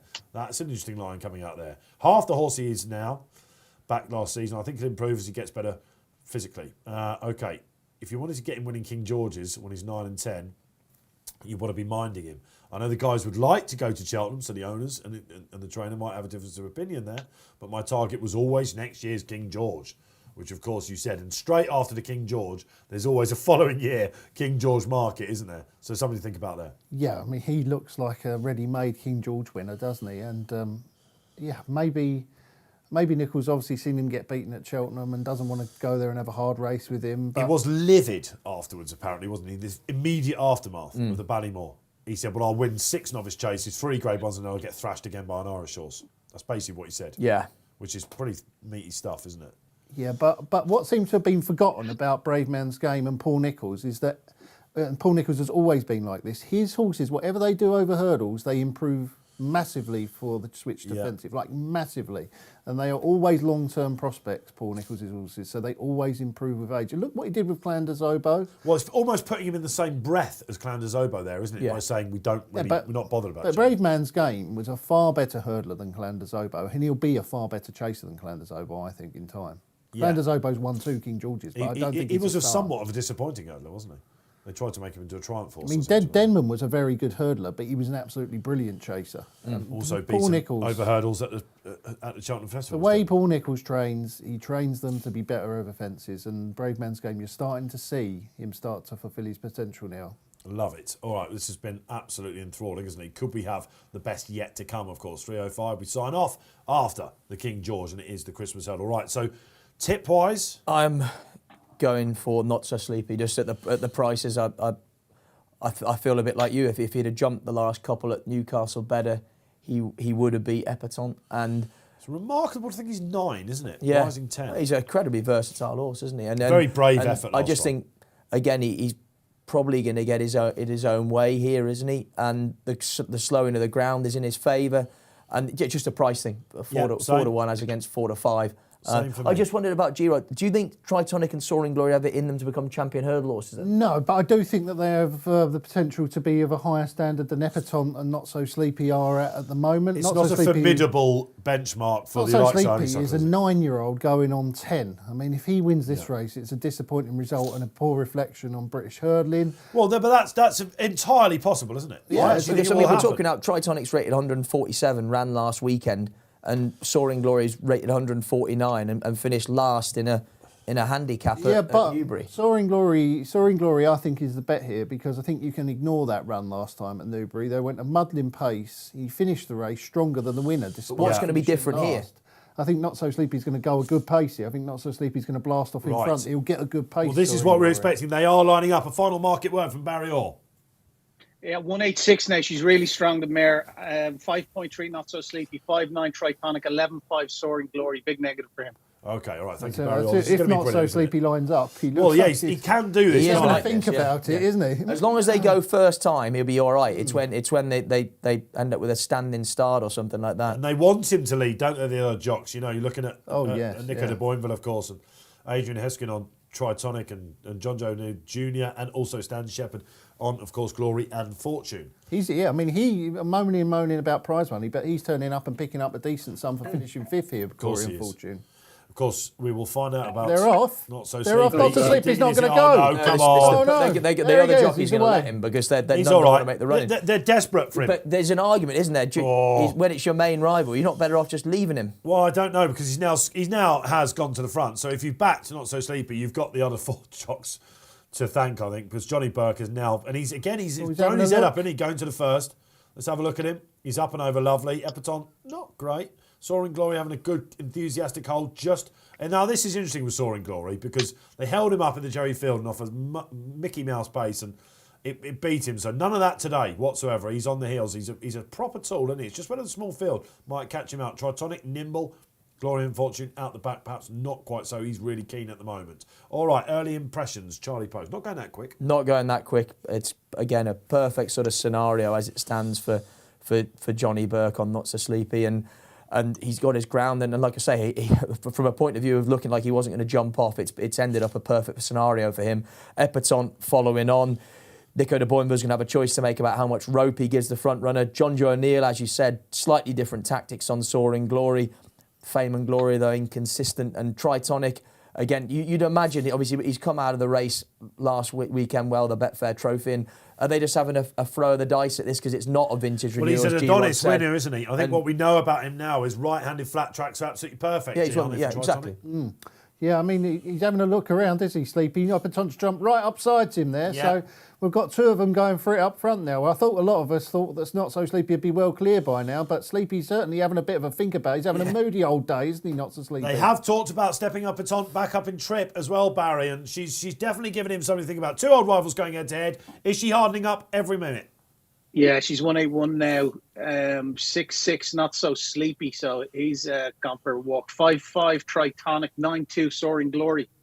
But he's still there, Not So Sleepy. He's still making the running. But I think the mare looks very keen to get on with it now at this stage. Yeah, and what I like about horses that that sit on the corners of front runner, disappoint them a bit. Yeah. Put your head in front, go back. Is it an ideal scenario for Epatante? Well, he's obviously Nico de Boinville, does all the homework on it, will be very, very confident that she is in a good place. And they were, by their own standards, quietly confident she would win this again. All right, she's come up really well there. I'm going to say 4 out. This is a different type of ride on Epatante than we've ever seen. They're really gunning her here, aren't they? They're really going for it. Usually they wait with Epatante. Tritonic just feeling the pinch a little bit. Soaring Glory's the one. Shoulder. He's just waiting in the wings, isn't he? John Joe O'Neill Jr. He'll be loving this scenario. The two old rivals, the fighting fifth, 1-1, taking each other on. And he was good there, Not So Sleepy, wasn't he? Let's see what she's got then. She's going to have the inside run. Epatante. Yeah. Glory and Fortune. We don't know what he's got. I'll tell you what, fair play to Tritonic. He's filled his lungs. He's Not So Sleepy could be stepping up in trip over hurdles as well. He ran well in a Chester Cup and races like that. Yeah, absolutely. Just flat out, isn't it? Listen, we'll the mare dances in, doesn't she? Well, she's gone short, Barry, hasn't she? Yeah, she's got the inside run. This will be interesting. Is she the horse of old? This is, of course, when she looked like she was going to take it out last year and didn't. What's she going to find here? Yeah, exactly. I'm not sure she's going to find all off the final now. She can just scoot clear. Yeah. This is where you might want to see Nico just press the button. And again, is she quick enough to get away from? Look at Not So Sleepy. Glory staying on for pressure. Yeah, he's the one, again, the run of the race, definitely. He's gone to the inside now, John Joe. But it is Epatante, the former champion hurdle winner. She's seen off her old rival, Not So Sleepy. He's gone. Over she goes, wings it. And this is what JP McManus will be loving. He's on a hat-trick there today. He had the winner of the first, of course. Very short price. Epatante. Can she regain the Christmas hurdle? It's all about that last flight. Glory and Fortune filling his lungs. Surely not. What's she got? A nimble jump, and away she goes. Just wraps the top of it a bit. And this is the Epatante that we know and love. Away she goes. Glory and Fortune. Is he going to see off Soaring Glory for second? She's pulling herself up, maybe a bit in front, but she has won. Congratulations to all at Seven Barrows. I think that you can say she has improved from the fighting fifth. Barry, turning for home, she went low. Yeah, she was 6-4 on with after jumping the second last. So it didn't look like anything was going to be able to challenge her once Not So Sleepy dropped away. The runner-up was ridden for a place. And Soaring Glory has enhanced his reputation, but you'd have to worry about the form of that race with Glory and Fortune finishing second. A real question mark about it. In terms of anti-post reaction, I'm just waiting for that to come true for the champion hurdle. I think she was a 10-1 chance for the champion hurdle before that run. I can't see her shorten significantly. They've put her into 8-1. They've reduced her by 2 points, 8 from 10 for the champion hurdle. Okay, thank you, Barry. All right. Fair, isn't it, I think? Do you think? It is. I mean, could look, you put another zero on that posting? It still wouldn't excite me to be backing up at Cheltenham. I mean, I think credit for Tom Lacey, 28 grand they've got for finishing second in that race, a Glory and Fortune. Again, would he disappoint you with the form, Glory and Fortune? Obviously, a career best run for him. Well, yeah, I don't think there's any doubt that Tritonic has underperformed by a long way. Yeah. Not So Sleepy had one of his moody days. Didn't look like he fancied it from the start. So you can forget those two. He was a bit disappointing, wasn't he? And even Glory and Fortune, Soaring Glory has gone and got beaten by Glory and Fortune. You're amazed he didn't get second. So you're starting to think to yourself, cool. What do you do with him? Go fencing? Soaring Soaring Glory, Glory, he's quite a big sort of horse, and I could see that. I think that maybe he's a handicap hurdler. Maybe he wants a big field. Yes, strong well, he's a pace. Betfair That's hurdle definitely winner, what he isn't he? wants. So, You know, I mean, like Soaring Glory as well. He'd have to show fences a bit more respect. He's not the most fluent jumper of a hurdle at times. I mean, Epatante again has probably run somewhere Sire between of Soaring Exactly. probably run somewhere between 10 to 15 pound below her best. Epatante and still won. The only argument you can hope for is that she's idling in front, because if she's not idling and she's stopping, and two 140 rated handicap hurdlers are chasing her down, that's not champion hurdle. I don't think Honeysuckle will be shaking in her boots at home. That's for sure. there's the Betfair SB then, 186, and she won a good thing. I guess being positive about Epatante, she's while perhaps not of her absolute peak two seasons ago, that was a convincing display, wasn't it? She had them all beaten 2 out. Yeah, she was good. She won well, didn't she? No doubt about it. Whatever she beat, which we don't think it was much. If it was a heavy She won ground well. champion hurdle, you'd think she might finish closer to Honeysuckle, I think. But I don't think that anything's going to be finishing close to that horse, to you. no, Henry Jabrahmed will be enjoying what he's seeing, of course. I'm assuming Henry's come over, of course. I mean, if Appreciate It for can the King George. move forward like from his novice season, and He's we the get to one see him, like he surely has fly. to rate a contender. Yeah, I mean, I just don't think he's a hurdler. I just think he's a chaser, and I always have thought he had the build of a chaser, and Honeysuckle's a real swift hurdler, isn't she? He's a bit of a freak appreciated because he finished second to Envoy Allen, didn't he, in the point-to-point. And I think that when you watch that, you can see footage of that point-to-point for the ages. He does get outstayed by Envoy Allen, who isn't himself a cast iron stayer. And that was when I think they knew that he would be a 2-miler. And in the champion bumper when he led Fernie Hollow. But I mean, you'd Patrick love to see a Dixon didn't champion get hurdle on. where Appreciate It jumps off in front and Honeysuckle tracking. It'd be It's the £7 as well, isn't it? It's just mental. it isn't is, yeah.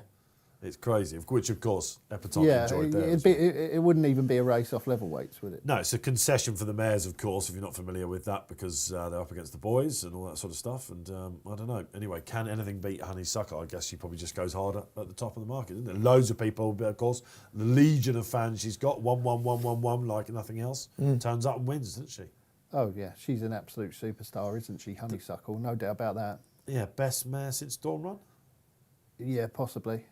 Any power She's a wise better from horse than Sarah? Corvega in my book. Corvega, of course. Miles better than She's Corvega. probably a better horse than Annie Power. Would you say she's a better mare than Annie Power? That's Yeah. the one, I think, probably, that you I think I measure would, yeah. against. Yeah. I think probably. Yeah, she again, Annie would occasionally have the off day, wouldn't she? Or again, the fall sort of thing. But we'll go there. But yeah, Honeysuckle, all right. Can't wait to see her back. Now, the Gold Cup market, the blue riband of the Cheltenham Festival is about to get a shake up here. Or is it? If Clanders Obo goes and regains the King George, maybe not. But we have the Gold Cup victor, Manila Indo, in the house, along with Chantry House, Styrian Falange, the talented Nutbag, Frodon, last year's winner, what is he, 4th, 5th favourite, Lost in Translation, St Calvados, Mr Fisher, and Tornado Flyer. Danny Mullins rides him, already successful on the card. Barry Orr, plenty of time to build up to this Boxing Day showpiece. It's been won by the greats. Who takes it out? Yeah, it's a great renewal of the race. It really, it's some of the horses in here. It's like a mini Gold Cup in itself. It really is. And you've last year's Gold Cup winner, Manila Endo, is just heading the market with Clandazoba, 4.8, both of them. It's 5-2 Chantry House. There was some people saying earlier that he could go off favourite. I can't see it myself. Chantry House 5-2, 7 Asterion Falange. Been plenty of money knocking around for that. 8.2 Frode and Lost in Translation 25. It's 28 bar. Tornado Flyer at 30 with Danny Mullins in the plate is a bit of a tip going around for that. I like Manila Indo. I don't think you can pick holes in the Gold Cup form at all. I thought it was a very adequate return running down Royal when he was second to Frodon. That was Frodon's Gold Cup. Paul Nichols made that very clear. He had Frodon a concert pitch for that, whereas you can't say the same about Manila Indo. I think the ground has come up soft. I think the race will be ran to suit as well. There's going to be plenty of pace on here, and he'll be up with it, and that will suit this Dower stayer, and that's what it could turn into, a real test to stay in this year. Yeah. So for me, Manila Indo 4.8. I'm backer at that. Going to be a price taker here because I can see it shortening up. We're going to have 50 quid on a 4.8 to win 190 quid. Right, Barry, I want to stick with you. This is a sticking point, isn't it? Because first time cheek pieces about Manila Indo. Henry de Bromhead said in the paper this morning, just sharpen him up around this track. That obviously doesn't put you off at all. Doesn't bother me at all. No, if it elicits a bit of improvement out of him, well, all the better. But he's a genuine horse. We've seen that. I suppose it's just a case of keeping him around a sharp track like Kempton, keeping his mind a little bit more focused. But I have no qualms whatsoever with first-time cheap pieces. Okay, you heard it from the great man himself. Going for the Gold Cup winner. Trust the Gold Cup form. We see what Apolloutard did in the Betfair Chase, of course. If Manolo Indo goes and takes this apart, Henry de Bromhead will be sitting pretty once more in the championship race. The race of the Cheltenham Festival still could well be again, couldn't it? Who wins the King George? Okay, let's have a look at the social poll. Really interesting this, isn't it, G? Usually we see a pretty clear one. You know, Epatante would have been clear, I imagine. But Chantry House just from Clan des Obeaux and Manella Indo as well. Ooh.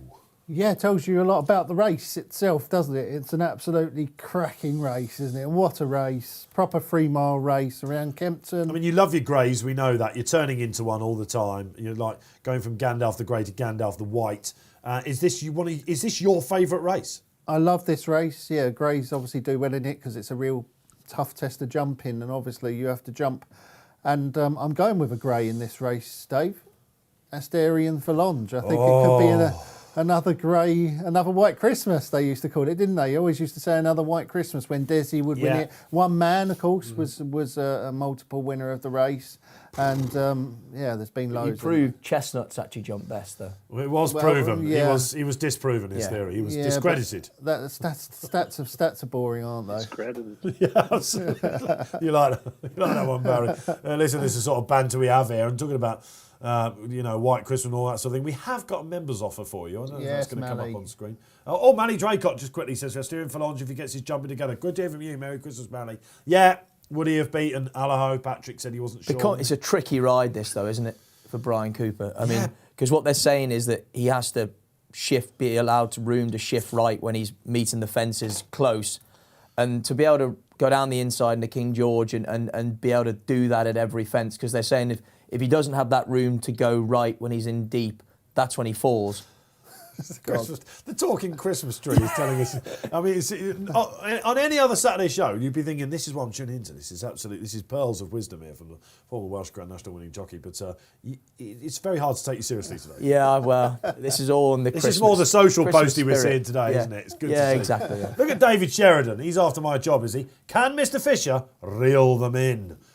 This is interesting, isn't it? What do you reckon, G? Not for me. No, I don't think he's good enough. We had him as one of our best bets of the season last year, Dave, when he was behind in the was it the Ryanair or was it the Chantry House race? One of those 2.5 mile races. It was the Ryanair. Was it the Ryanair? Yeah. It was the Ryanair. Allaho, yeah. He made a couple of almighty mistakes. He left his back legs. Was it the water jump or something like that? Wasn't he? It was a horrible. He was going quite well.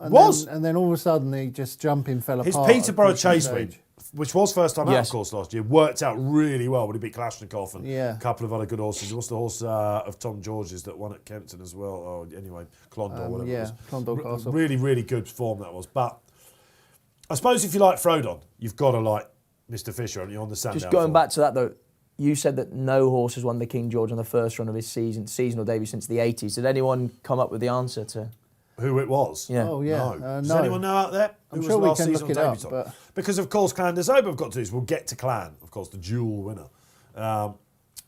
But, yeah, I don't know. Look, this is going to be an absolute war of attrition. Should we get this members offer up for you? Let's see if we can do that before we go to Frizzy Red, who goes to St Calvados. Very interesting. 50% off then. Let's see how much you have to spend for that. I did get. This is a ridiculous offer, really. It must be Christmas because we're losing our heads. We're on the eggnog because you only have to pay $17.48 per month for just 3 months. Normal price, of course, around about 40 quid. Award-winning journalism, expert tips, renowned form study tools.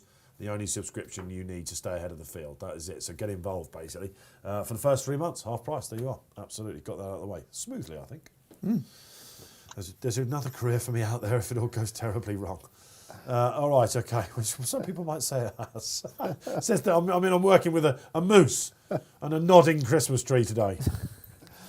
oh dear. There we are. All right, Mr. Fisher then. Good first time out form. Has had heart problems, hasn't he? Has he? Yeah, he has. They had to do the restart thing, didn't they, for him? And it has worked, apparently. He's shot up the gallop. I mean, we should probably say that I said Jacamar wouldn't be good enough in that company to win the first race that we showed, and he did win it. But this is another... I mean, this is For a normal King George, you wouldn't fancy him. This is Yeah. like a King George for the ages. How do you think they'll ride Mr. Fisher? Because I've got him, the two outsiders, Tornado Flyer and Mr. Fisher, I think will be ridden coldish. Yes, I'd agree. Yeah.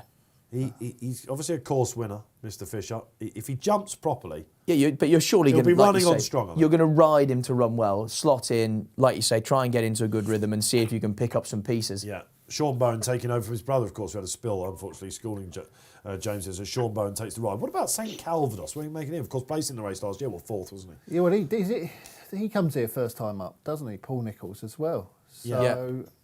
Well, he did on his return last year. Of course, it was that weird sort of After the season. wind up as well, he's had a wind up, hasn't he? Yeah, but he ran really well, didn't he, behind Frodo? And I was like, oh, Ryanair, that could be the one. It just didn't really work out. He went to Sandown in the Argento, and it was stank in the betting. And he ran an absolute, he was beaten well before he unseated, I think. all I keep thinking though is I remember, I always think back when I'm looking at how to assess a race. I always look back about how I felt about that race straight after the race. And I remember we were sitting here after Frodon won last year. We were a little bit disappointed with the result. We thought we hadn't really because Surname seen, was in it, having come back to form in the Charlie Hall, and Clan as well. You thought it was going to be the... We thought we had seen a couple of horses run below par, and Frodon had picked up the pieces. And when you go back and look at some of Clan des Obo's wins as well in the King George, certainly the year when he won it first time at 12-1, there were some huge disappointments in that race. Was it Thistlecrap was in the race? Yeah. There were two horses who were really huge disappointments in that race, and Clan des Obo, everyone went, Clan des Obo's been a bit lucky to fall his way. And all that keeps going through my mind when I look at Clan des Obo and Frodon, who have won the last three between them, is I just think they've won quite disappointing races that fell apart or weren't quite... Clan des Obo the second time was Surname, wasn't it? Because Samson Davis rode him, didn't he? Yeah, it was a mother and a father who finished that, Surname wasn't it? was a short-priced favourite, and there was another horse who was short. It was like a two-horse race, and they both And when you look back, I just think that you look at the King Georges of the past, the Clan des Obo, the Frodon. I think those races were disappointing King Georges that kind of fell their way. This is a King George for the ages. A puzzle that needs to be solved. This is the best King George for a long time. Yeah. We're talking about horses that I think won substandard King Georges. 3 Irish horses coming over, including a Gold Cup winner, of course. All right, let's go down them. Asterion Phalange, you like, because if you believe, obviously, if this guy just clicks, he's the most talented horse in the race. He's always been mad talented, mad as well, hasn't he? But I remember a couple of weeks ago, pretty much sitting here with you, I think it was, Dave, and everyone else I spoke to, and we were talking about the John Durkan, and everyone I spoke to said, this is the race of the season. What a race this John Durkan is. This horse was going to blow this race apart. He was going to blow the John Durkan apart. Forget it. He was going to win 10, 15 lengths, and he was going to have Allaho and all those other stars well beaten in behind. I heard that Patrick Mullins said that he sometimes he doesn't always do what he's going to go and see. What he goes and does. He wasn't sure if he actually would have done what we were seeing at the time of his departure. But I'm not so sure about that. I mean, the handicap performance at Punchestown was a better horse to me this season. Yeah, I mean that was good. He was off top weight, wasn't it? Punchestown. When everyone had jumped off him, he went off 9-4 to win the Supreme that Shishkin won. Shishkin was a big drifter that day. He jumped right, of course, was ahead of him that day. He kept doing that, didn't he? Constant jumping right. So Asterion Phalange won next to his name as far as you're concerned at the end of this race. I hope so. I hope we see the real Asterion Phalange today. I don't know if you could be mad confident about anything in this, Barry, can you? Where does Asterion fit then? He's a tricky one for bookmakers and punters, this, isn't it? Yeah, he's a bit of an ignorant horse, isn't he? Stuff gets in his way. Fences more often than not seem to get in his way. He was travelling well. He was trading a 5-2 on in the John Durkan before he unseated rider 3 out. I don't know whether he'd have gone on and won the race, but some in-running punters were of the opinion that he was plenty, obviously because he traded at 5-2 on. But Manila Indo is your clear favourite now, 4.7, 4-9 Clan des Obo, Chantry House 5-2, 7-2 Asterion Phalange at 7-6 Frodon. On the sports book, the guys are reporting plenty of action on Frodon each way at around the 6-1 mark. But Asterion Phalange I could, if he puts it all in, he could run a very big race. But I don't know whether he's up to Gold Cup class, and you'd have to beat to win this. Isn't it great though, Barry, to see Brian Cooper getting back himself into the limelight? Remarkable spell in the wilderness, didn't he, after the Don Cossack years, etc. Yeah, after he was let go, obviously by Jigginstown, kind of, yeah, he did. I don't know whether he wasn't putting the work in or what it was, but he's built up his contacts since, and I think he's putting in a lot of hard miles in Ireland. He's doing a lot of riding out, and he's getting justly rewarded. He's a very, very good jockey. He's a very talented jockey. He always was. Unlucky with injuries. Some real pearlers he's had, as a lot of the younger jockeys have. You'd say the same about Jack Kennedy, but yeah, Brian Cooper's beginning to get back up there, and good to see him come in for some decent rides. Yeah, you could write a book about his career so far. Do you remember, of course, when he sprang to prominence? It was the Cheltenham Festival. David Russell, unfortunately. Art Connor. Art Connor. There you go. Absolutely. So, and then, of course, he's happened. But he was on board Asterion Falange, of course, when that took apart that. I think confidence, though, with him was a big thing as well. Like, he had a lot of bad falls. He looked like he never had Norse before at one point. It looked like his confidence was in pieces, Okay, that's Asterion Falange. Number 2, Chantry House. This is where I come in. I'm a bit surprised I've landed him on the number 1 spot, Chantry House. But lots of confidence coming. Team Hendo will be absolutely cock-a-hoop with the way the day's gone. There is a lot of confidence behind this guy. Now, every time he's run in Grade 1 company over fences, he's won. Did he get lucky is the question with Chantry House. Of course, I say get lucky. Envoy LN departed early, didn't he, in the marsh? He might well have thrashed him anyway. I thought he was going to win Aintree. I might have been in the minority there. Espoir de Romay is the horse that was still in front of him when he came down. Yeah, I mean, talking to Keeley, his argument is that Espoir de Romay would have beaten him at A lot of people are sitting on the fence. Espoir de Romay would be 33-1 in this race. But I personally think that Chantry House would have beaten Espoir de Romay that day, and I think that it's a bit harsh to say that he wouldn't have. I thought he was travelling quite well at the time. But Chantry House, so when you look at this race, what we just said, like Barry just said, is Asterion Falange Gold Cup class. Last fence, and they've absolutely taken each other on and wrecked their whole chances like we saw in the first race. Or are they actually have gone a sensible pace? And if they've gone a sensible pace, they might just have it between them up the straight, don't they? Because that is the type of race this King George can be like. The one thing that we do know is if they don't jump well enough, you won't be in it turning for home. You do have to jump. That is the big problem that is for the possibly likes the of problem Asterion Falange. Yeah, I mean, I just think it's a big ask for, 18 fences that they got to jump. That Brian Cooper, again, mentally he's going to have to be so switched on for this. Yeah, all right. And of course, you can't afford to lapse. The one thing that he does know on Minella Indo is that Frodon's going to be bang every single right at every fence. He's going to be fast. But he's going to jump left as well. Frodon. Yeah. He's going to go left. So you think he might jump on the King George last year. So it's just something Rachel Blackmore's going to have to think about. But I do think at Down Royal, Bryony got the better of the tactical battle there. And I think it's very much going to be in Rachel Blackmore's mind. One was thinking about a repeat of a Gold Cup, and one was thinking, this is my Gold Cup that day. Exactly. And so, but what I just don't think Rachel is going to allow Bryony to have an easy time. Well, there's a great story potentially in this race, isn't there? That the two female jockeys, the two best female jump jockeys, go head to head from the two out. Yeah. The outside the racing media would adore that massively. But you've got to factor in that Bryony's definitely going to be down the inside. And Rachel is going to have to be aware of that. Because that's what she does. Rachel sits on the outside early, doesn't she? But she's going to have to be aware of that going left and not letting it interfere with Minella Endo's rhythm. It's going to be interesting. And who's the recipient of this? Because we haven't spoken about Clan des Obeaux in depth yet in this preview. Just before we do, of course, Nichols has got Clan des Obeaux, Barry and Frodon. You're saying that your traders are telling you that Frodon... Is this what we see in these great races, the Grand National, the King George, the Gold Cup, when horses come back for more? Is it sort of sentimental money? Do you think these £5 punters or non-everyday punters are going, well, it's Frodon. He won the race last year. I've got to be with it. Yeah, there's two elements to it, I suppose, Dave. There's that fact that it's last year's winner and comes there. It's trained by Paul Nichols, but also the Bryony Frost factor. You can't underestimate that. She's got a big following. Her and Frodon have a particularly big following. And we do see, invariably, you'd see a lot of money for it. That is actually true. This recent trial that Bryony went through with Robbie Dunn has actually elevated Bryony's celebrity beyond racing. People outside of racing now understand. It was bigger than the industry, wasn't it, that? They now know who Bryony Frost is. What's done is done now. We build back better. People out. I went racing with someone who's not in the industry last week, and she backed Bryony Frost every single race because she'd heard of Bryony Frost, she'd seen her in the media, and she wanted to support her. And this is, of course, her horse, the horse that made her, really. The Cheltenham Festival win, of course, in the Ryanair. And it's far from beyond the realms of possibility. He won the race last year. He just seems to be a horse that people go off a little bit in championship races. He's underestimated, isn't he? He is still.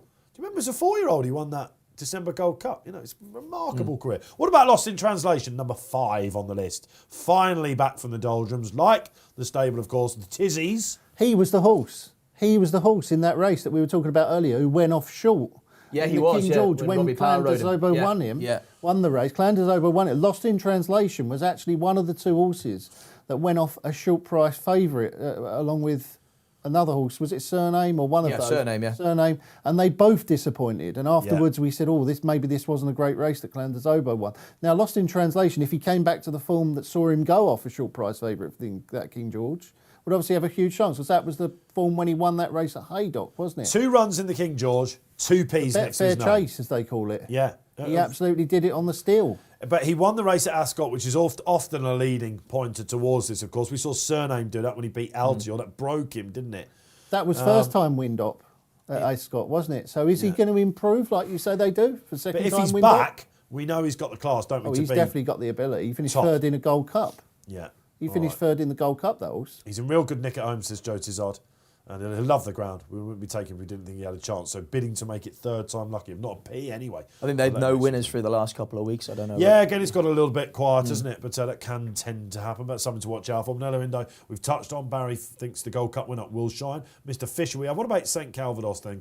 Is this a roughie for the place? If you were looking on the exchanges trying to be a little bit out of the box. He's a place.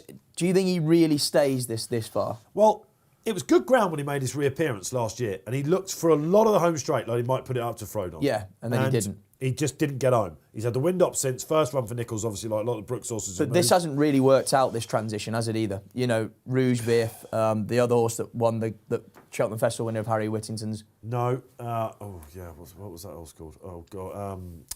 The handicap winner. Yeah. Whose name escapes me Same. now. Simply the Bets. Simply the Bets. Brave Kingdom was impressive at Chepstow, then bombed out next time. You know, so they've not, as it stands right now, you can't be saying, because they've left Harry Whittington and gone to Paul Nicholls, this is a massive plus. One thing he will like, though, is the ground. He was a non-runner at the Cheltenham Festival because it was thought to be a bit lively for him. So, with these, when Nichols gets these horses off other trainers, it sometimes does take them a bit of time to get into the Nichols regime and the Nichols training into the mind of the champion trainer. And I just wonder if, because Nichols only got them at the start of the season, and maybe he's thinking of later season targets for them to give them time to get used to. I know that in his stable tour, Nichols pinpointed the Celebration Chase as Rouge Vif's main aim, and that initially made me think, well, why is he giving that aim so far away? I just thought, well, maybe this horse isn't quite right just now. Right, 5 minutes away to the King George. We've been through the lineup. It's an absolute Christmas cracker of a race. Barry Orr, remind us of your big hope. Yeah, I'm on the Gold Cup winner Manila Indo, a horse that I have grown very fond of over the years, and he's a horse that always gives us true running. He's currently 4.6. He's favoured now ahead of Clandazobo, who's 4.7, 4.8 Chantry House from 5.2. So that's coming in for decent support now, just as the horses file away from the stands. 8.2 Asterion Phalange, 7.8 Odon. So it's a really, really lively betting market, Dave, and it's, you know, you wouldn't be surprised if any of the top 6 in the betting were to win. Last Irish winner of the King George? Kicking King. Kicking King. Oh, there you are, the great Kicking King for Tom Taff. Great. Well, I'm straight. 3 Irish runners give it a real spice this year. You know, you need to have that sort of engagement. And for one of them to be the Gold Cup winner as well is brilliant for the race. Yeah. Remember Florida Pearl used to come out those sort of days. It was marvellous. Wasn't it? A great day to go to. The lucky people that Kicking King when Santa Claus ran across the track. That's right. Do you remember? That's mad, wasn't it? Barry Geraghty, of course, and Kicking King, wasn't he? Some horse, wasn't he? Yeah. All right, okay. G, Asterion Phalange. Poste? Manella Indo.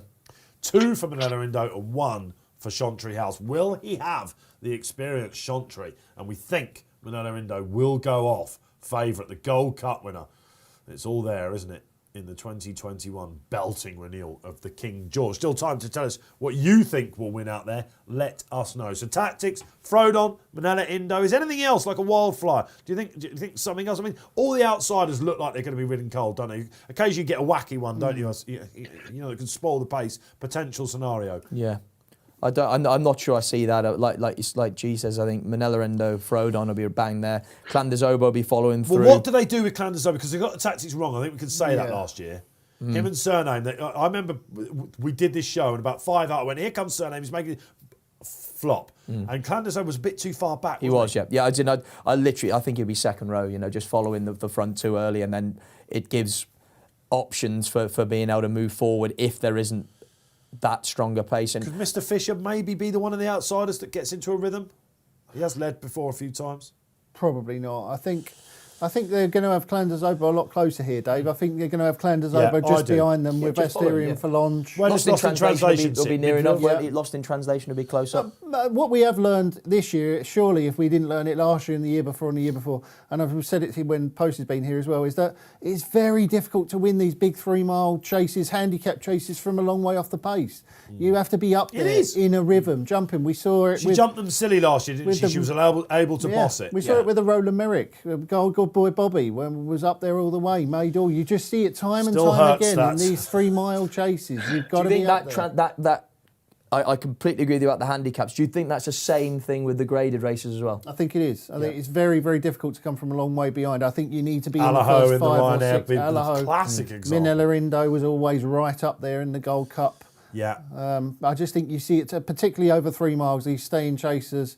I think that part of the reason is if you get behind and you make a mistake, then you are really snookered then. At least if you're up with the pace, you're getting a clear sight of your fences, you're getting into a rhythm. I'm still intrigued by the pieces on Manila Indo. The Gold Cup one when you're putting pieces on him. I mean, I can see the focusing. I think everything they're saying makes sense. Just purely a Clanderso wears them, of course. So. Yeah, I think it's a track thing. It might be a clever move from Henry de Bromhead. It would be utterly genius, if there is a horse. He has been a strong traveller at times before, hasn't he? I mean, like as a novice hurdler, he's a strong traveller. He looked all over like he was going to win that RSA that time, didn't he? And then got outstayed by Champ. Surely is that if there's a horse in here that blows the race apart, it's surely Asterion Falange lining up like he's going to make the running down the here we go then. Right, the festive spectacle is about to happen. Barry, have we got a clear favourite, Barry, or?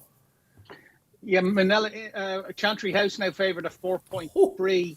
Manila Indo 4.6, 4.9 Clanderso, but nothing between them at the head of the market. Thanks, Barry. Good luck with the Manila Indo. Good luck if you're following in the big hitter and Charlie Poste. Asterion Falange, what is he going to do? I'm no surprise whatsoever to see him on the inside under Danny Mullins. They're taking a final turn then for the 2021 King George. Best King George since? This is the best King George of the whole decade, without a doubt, isn't it? Certainly possibly this century, the best King George of the century.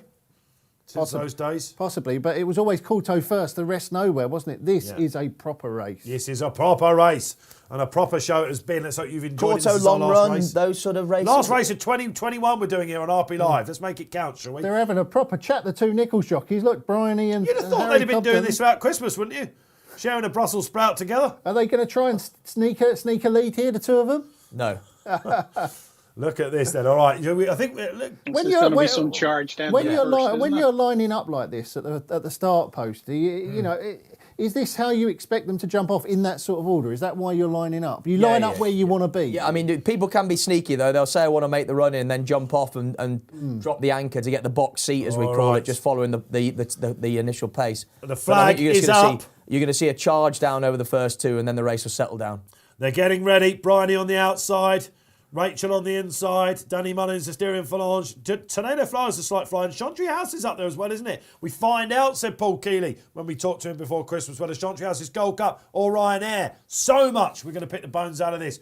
Good luck wherever you are playing. And away we do go then for the 2021 King George. You can almost hear the roar. The charge is on. Yeah. They're going, lickety splitter. Look at Asterion Falange. He wants a bit of it, but it is Frodon. And I'll tell you what, they're taking each other on, aren't they? The two ladies of the game. Here we go, over the first. Ping, ping, ping, ping, ping, ping, ping. Whoa. Tornado Flyer got it wrong. Chantry House got a bump.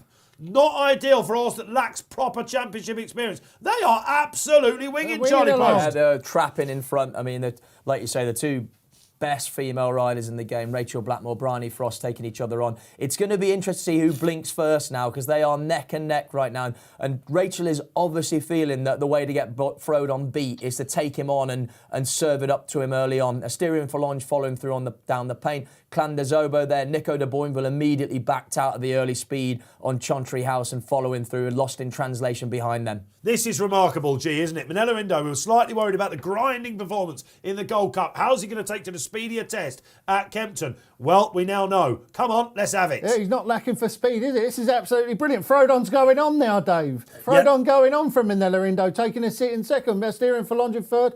I think Chantry House has been almost taken off his feet. I don't think he's ever been this fast in a race. Well, he got the bump over the first Chantry House, Barry, and yet you can tell this is the McManus money I think is down, because Nico de Boinville knew that he had to get back into third spot. Barry, we've had a couple of fences. They've now got their positions. What's the market saying? Yeah, at one stage Manila went in as short as 5-2, but it's just settled down now, and Rachel happy just to take the lead off Frodon.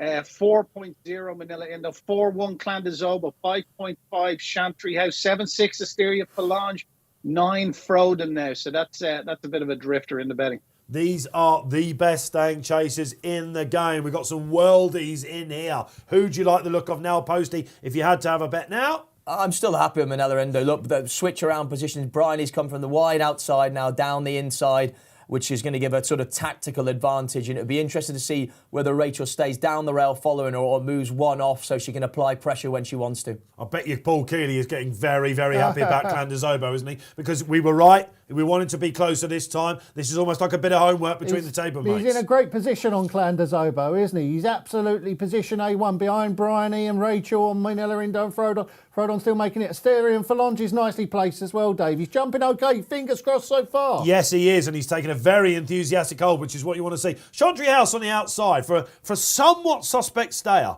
He's covering more ground than most. I'm surprised he's not drifted a little bit. Yeah, but I saw his first time in this Grade 1 top-class open company where the Nico de Boin was just giving him room to allow him to see his fences. I agree with G-Rod. He's been on the back foot from a travelling position early on. As you see, again, with the last of the circuit to go, Nico de Boin was had to chase him away from the fence, trying to make him get up into the bridle and travel a bit stronger. He is almost lacking the pace, isn't he? Yeah, Which is surprising. Yeah. So and he's having to cajole him, slap down the shoulder then as they go around this bend, turning away from the stands. He must have gone big now, Chantry, Barry, hasn't he? 9.8 now. Yeah, that's an interesting move. Rachel just making sure she's got up the inside there of Bryony Frost on Frodon. Rachel 3.6 now Manila Indo, 3.8 Clan de Zobo. They're your first and second favourite in the market now. Asteria Falange still travels really well, 7-2. He does. Lost in translation out the back. Mr. Fisher took a little bit of a look at the early fences. Rachel's just pushing Manila Indo. She's trying to get closer to Frodon. Because Bryony has now put the foot on the pedal and she's gone, come on, this is what we do best. Manila Indo not great there. He must have spiked. Barry, what's he gone out to Manila now? 4.6. Yeah, He's back on the bridle, mine. It's just a little bit short there, wasn't he? He's in trouble. Yeah. Again, you can see why the cheap piece is there. This is going to be a massive inquisition if he doesn't at least have a say in the finish. Chantry House just lost his position exactly the same place where he got a bump over the first. St Calvados warming up a little bit. Tornado Flyer not out of this. Look at Lost in Translation, G. Yeah, he's travelled beautifully, Lost in Translation. He's really gone through the race nicely. Clan de Zobo is catching so many eyes. He's a classy model, St Calvados. First time out. Paul Nicholls, like Clan de Zobo. Posty, they're desperate not to let Bryony have it on her own. Yeah, I mean, they all keep going up there and serving up, applying a bit of pressure. It's Clan de Zobo now and Harry Cobden. Manila Indo really on the back foot. And it's still Chantry House pulling up, lads. Oh, dear. Chantry, I'm not sure whether he belted it. He didn't really look happy, did he, from Flagpole? A P next to his name for the gamble of the race. Chantry House, let's hope he's all right. OK, Frodon then. Translation travels well. He does, doesn't he? Definitely back. Tornado Flyer, strong stand. Manila Indo surely going to be gone here, and he's gone all the way out of 44. Look at the exchange. The real market telling us. Look at Mr. Fisher coming as well. Come on in, Frodon. What do you got? It's the 1-2 for Nicholls at the minute. Asteria and Falange on the inside. He's still going well, Asteria and Falange. He's still going well. Clan de Zobo is going well. Calvados, 1-2-3 for Nicholls. Are they going to jump it together? He's going to lead, isn't he? Wow, Frodon, unbelievable. Look at him serving it up to Frodon now. Look at Gavin Sheehan. 1-2-3 for Nicholls at the moment. I tell you what, if there's a plan out there, Gavin Sheehan did not read the script. Frodon is beat. OK, Frodon backtracking. Have they gone too quick? Look at Tornado Flyer. Could this be a massive double for Come Danny on. Mullins then. Look at Asterion Come on, Forlange. Asterion. Wow, this is good. Frodon not totally done with. It's 5 going clear then. Off the Mullins home versus Come on, Nichols. Asterion. Mullins versus Nichols, as Barry Orr says. Another P potentially for Lost in Translation. Who's going to come up? Clandazobo just. Whoa, he's St. good. Calvados. Here comes Tornado Flyer. Asterion Forlange doesn't like it up him. Off the bridle. Look at Tornado Flyer. Down the outside. Clandazobo pricking his ears. This down is the going to be an inside. absolute Tornado huge turn up. Flyer is flying. Clandazobo not done with. Not great there, Tornado Flyer. Mullins again. Come It's on, gonna the be Gray, Mullins says again. G-Rod. Come Clandazobo on. giving everything. But this is going to be a Mullins 1-2 unless something Tornado happens to the Flyer, final what fence. an upset.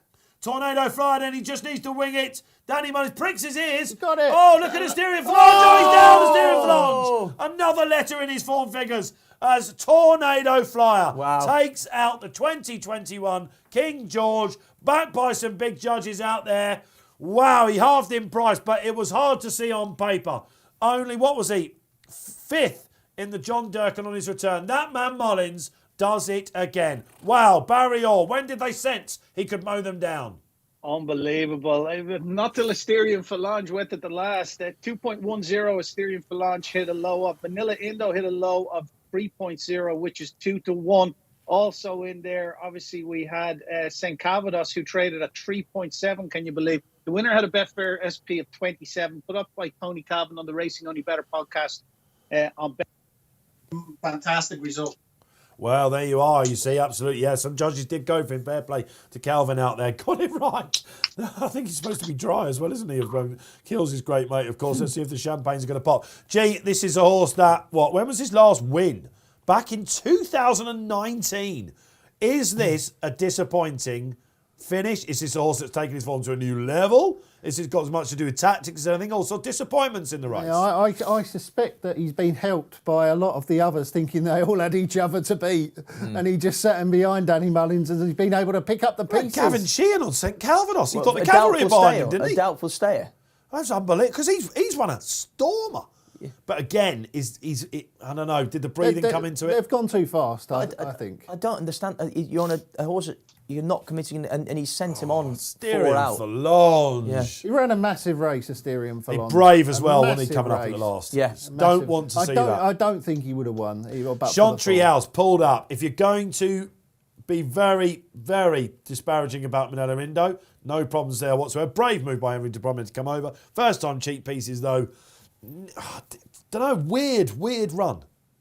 Yeah, I mean, whether, like you said before, whether it is the wrong track, Rachel was very keen to make sure that he was up there and travel, and he did travel well enough early. But again, because he was at the top end of his travelling zone, he was never winging fences. Yeah. He was always sort of meeting them tight and never looked that comfortable around Kempton. I spoke with one of the first judges I spoke to on the way into this show. Said to me, there'll be a turn up in this race. I just don't know which one it was. And it turns out Tornado Flyer. Did anyone have him out there whatsoever? I mean, Frodon just buttered up, wasn't he, basically? And when they attacked, his stablemates attacked. 4 out. That was the end of him. Yeah, I think they've ended up going too fast, the two girls, haven't they? Rachel and Bryony there almost certainly struggled. Asterion Forlange up, we're hearing. Thanks, Dan, for that. Up on his feet. Good to hear. Clandazobo's probably ended up chasing too quick a pace and being too close to the pace as it was. If they'd ridden him like they did last year, maybe he'd have gone closer. What do you think? Yeah, again. It was a great race. A brilliant race to thrown watch. up a weird result. I mean, the amount of times we saw the lead change, the amount of mistakes we saw, the amount of flying leaps we saw, it was full of excitement, and it was a great race. You go back to that. It was a weird result. Yeah, go on, Barry. Second, third, and fourth for Nichols. He still would have been. He still would have I don't think been he'd be that Mullins, happy. though, wouldn't he? He would have still been done by Mullins. First win in the King George since Florida Pearl, of course, in 2001. The great Florida Pearl, ridden by Adrian Maguire. This it's hard to see by some of them, But sometimes race riding's about taking advantage of situations, isn't it? And Danny Mullins, fair play, it's worked out perfect for him, hasn't it? Like you say, all the main protagonists have softened each other up, and he's been there to pick up the pieces. Right, there's the Gold Cup market on the screen. Manila Indo, again, a lot of people saying, well, if he gets beaten the King George, it would be all about one day, but that was almost too bad to be true, Barry Orr, and he looks like he's gone out to around about 7-1. Yeah, at the moment, we introduced a 14-1 Tornado Flyer into the Gold Cup market. It's just suspended at the moment. I'm trying to look at it here, but 14-1, he gets a quote of the King George winner. Yes, all right, okay, for around about 14 to 1. Ooh, again, is it mad to think that if there's a big pace duel in the Gold Cup, that he could just be running on Tornado Flyer? Yeah, probably. He's been a bit like that in the past, hasn't he? In the last race, when he would have finished behind a steering for long if he'd stood up, I mean, he was running on like an express train at the finish. Maybe I just think that race has panned out perfectly for him, and the Gold Cup won't. But if Aplutar comes out and destroys the Savills Chase this week, we've still got that to come. Of course, you remember that was the race last year where he announced himself onto the Gold Cup scene. But it was only until the run-in where he looked like he was going to win that. We've seen what he's done in the Betfair Chase. It's all falling into place now, isn't it? If he comes and tears it up, we are looking at a very, very short price Gold Cup favourite. Without doubt. All right. Okay. Starting to meet how up. how many horses in the past have you seen run like Chantry House did and then win a Gold Cup? It's certainly happened 2 or 3 times. It has. It's happened. I remember Seymour Business running like it. It ran terribly one year. There's been horses who just for some reason on King George's Day didn't fire and then came back at Cheltenham. I could see Chantry House running a lot better than he did there. Do you not just think that this is Chantry House's first go in this sort of open grade? Very possibly. I think he might learn from it though. Well, we'll have to see how he comes out the race as well. He needs to learn a lot right now. He's better than that. He got the bump at the first, which I did say in the run. I was worried about the inexperience for him, or lack of. Real championship. But does this go back to running him in 2 runner races and 3 runner races as prep races? Yes. Is it not better to have a proper prep race so that you learn coming into these races? Yeah, but it's not necessarily his fault that only 2 turned up in that intermediate chase, is it? Well, and he the 2 times he had run in championship races, he won them. Chantry House could quite easily have gone to Wetherby and run in that race that Chamblou ran in. That was a proper race. Then he would have learned. The Charlie Hall. Yeah, who knows? It's a hindsight is 2020. Yeah, Dave. but a lot will be said about that, I guess. But all right, for now, Tornado has literally caused a whirlwind and blown them all away. And what fun it has been. Barry Orr, great to have you. Season's greetings again, man. The final show of 2021. We'll be back on New Year's Day and delighted to say, my man, spending most Saturdays in each other's company again next year.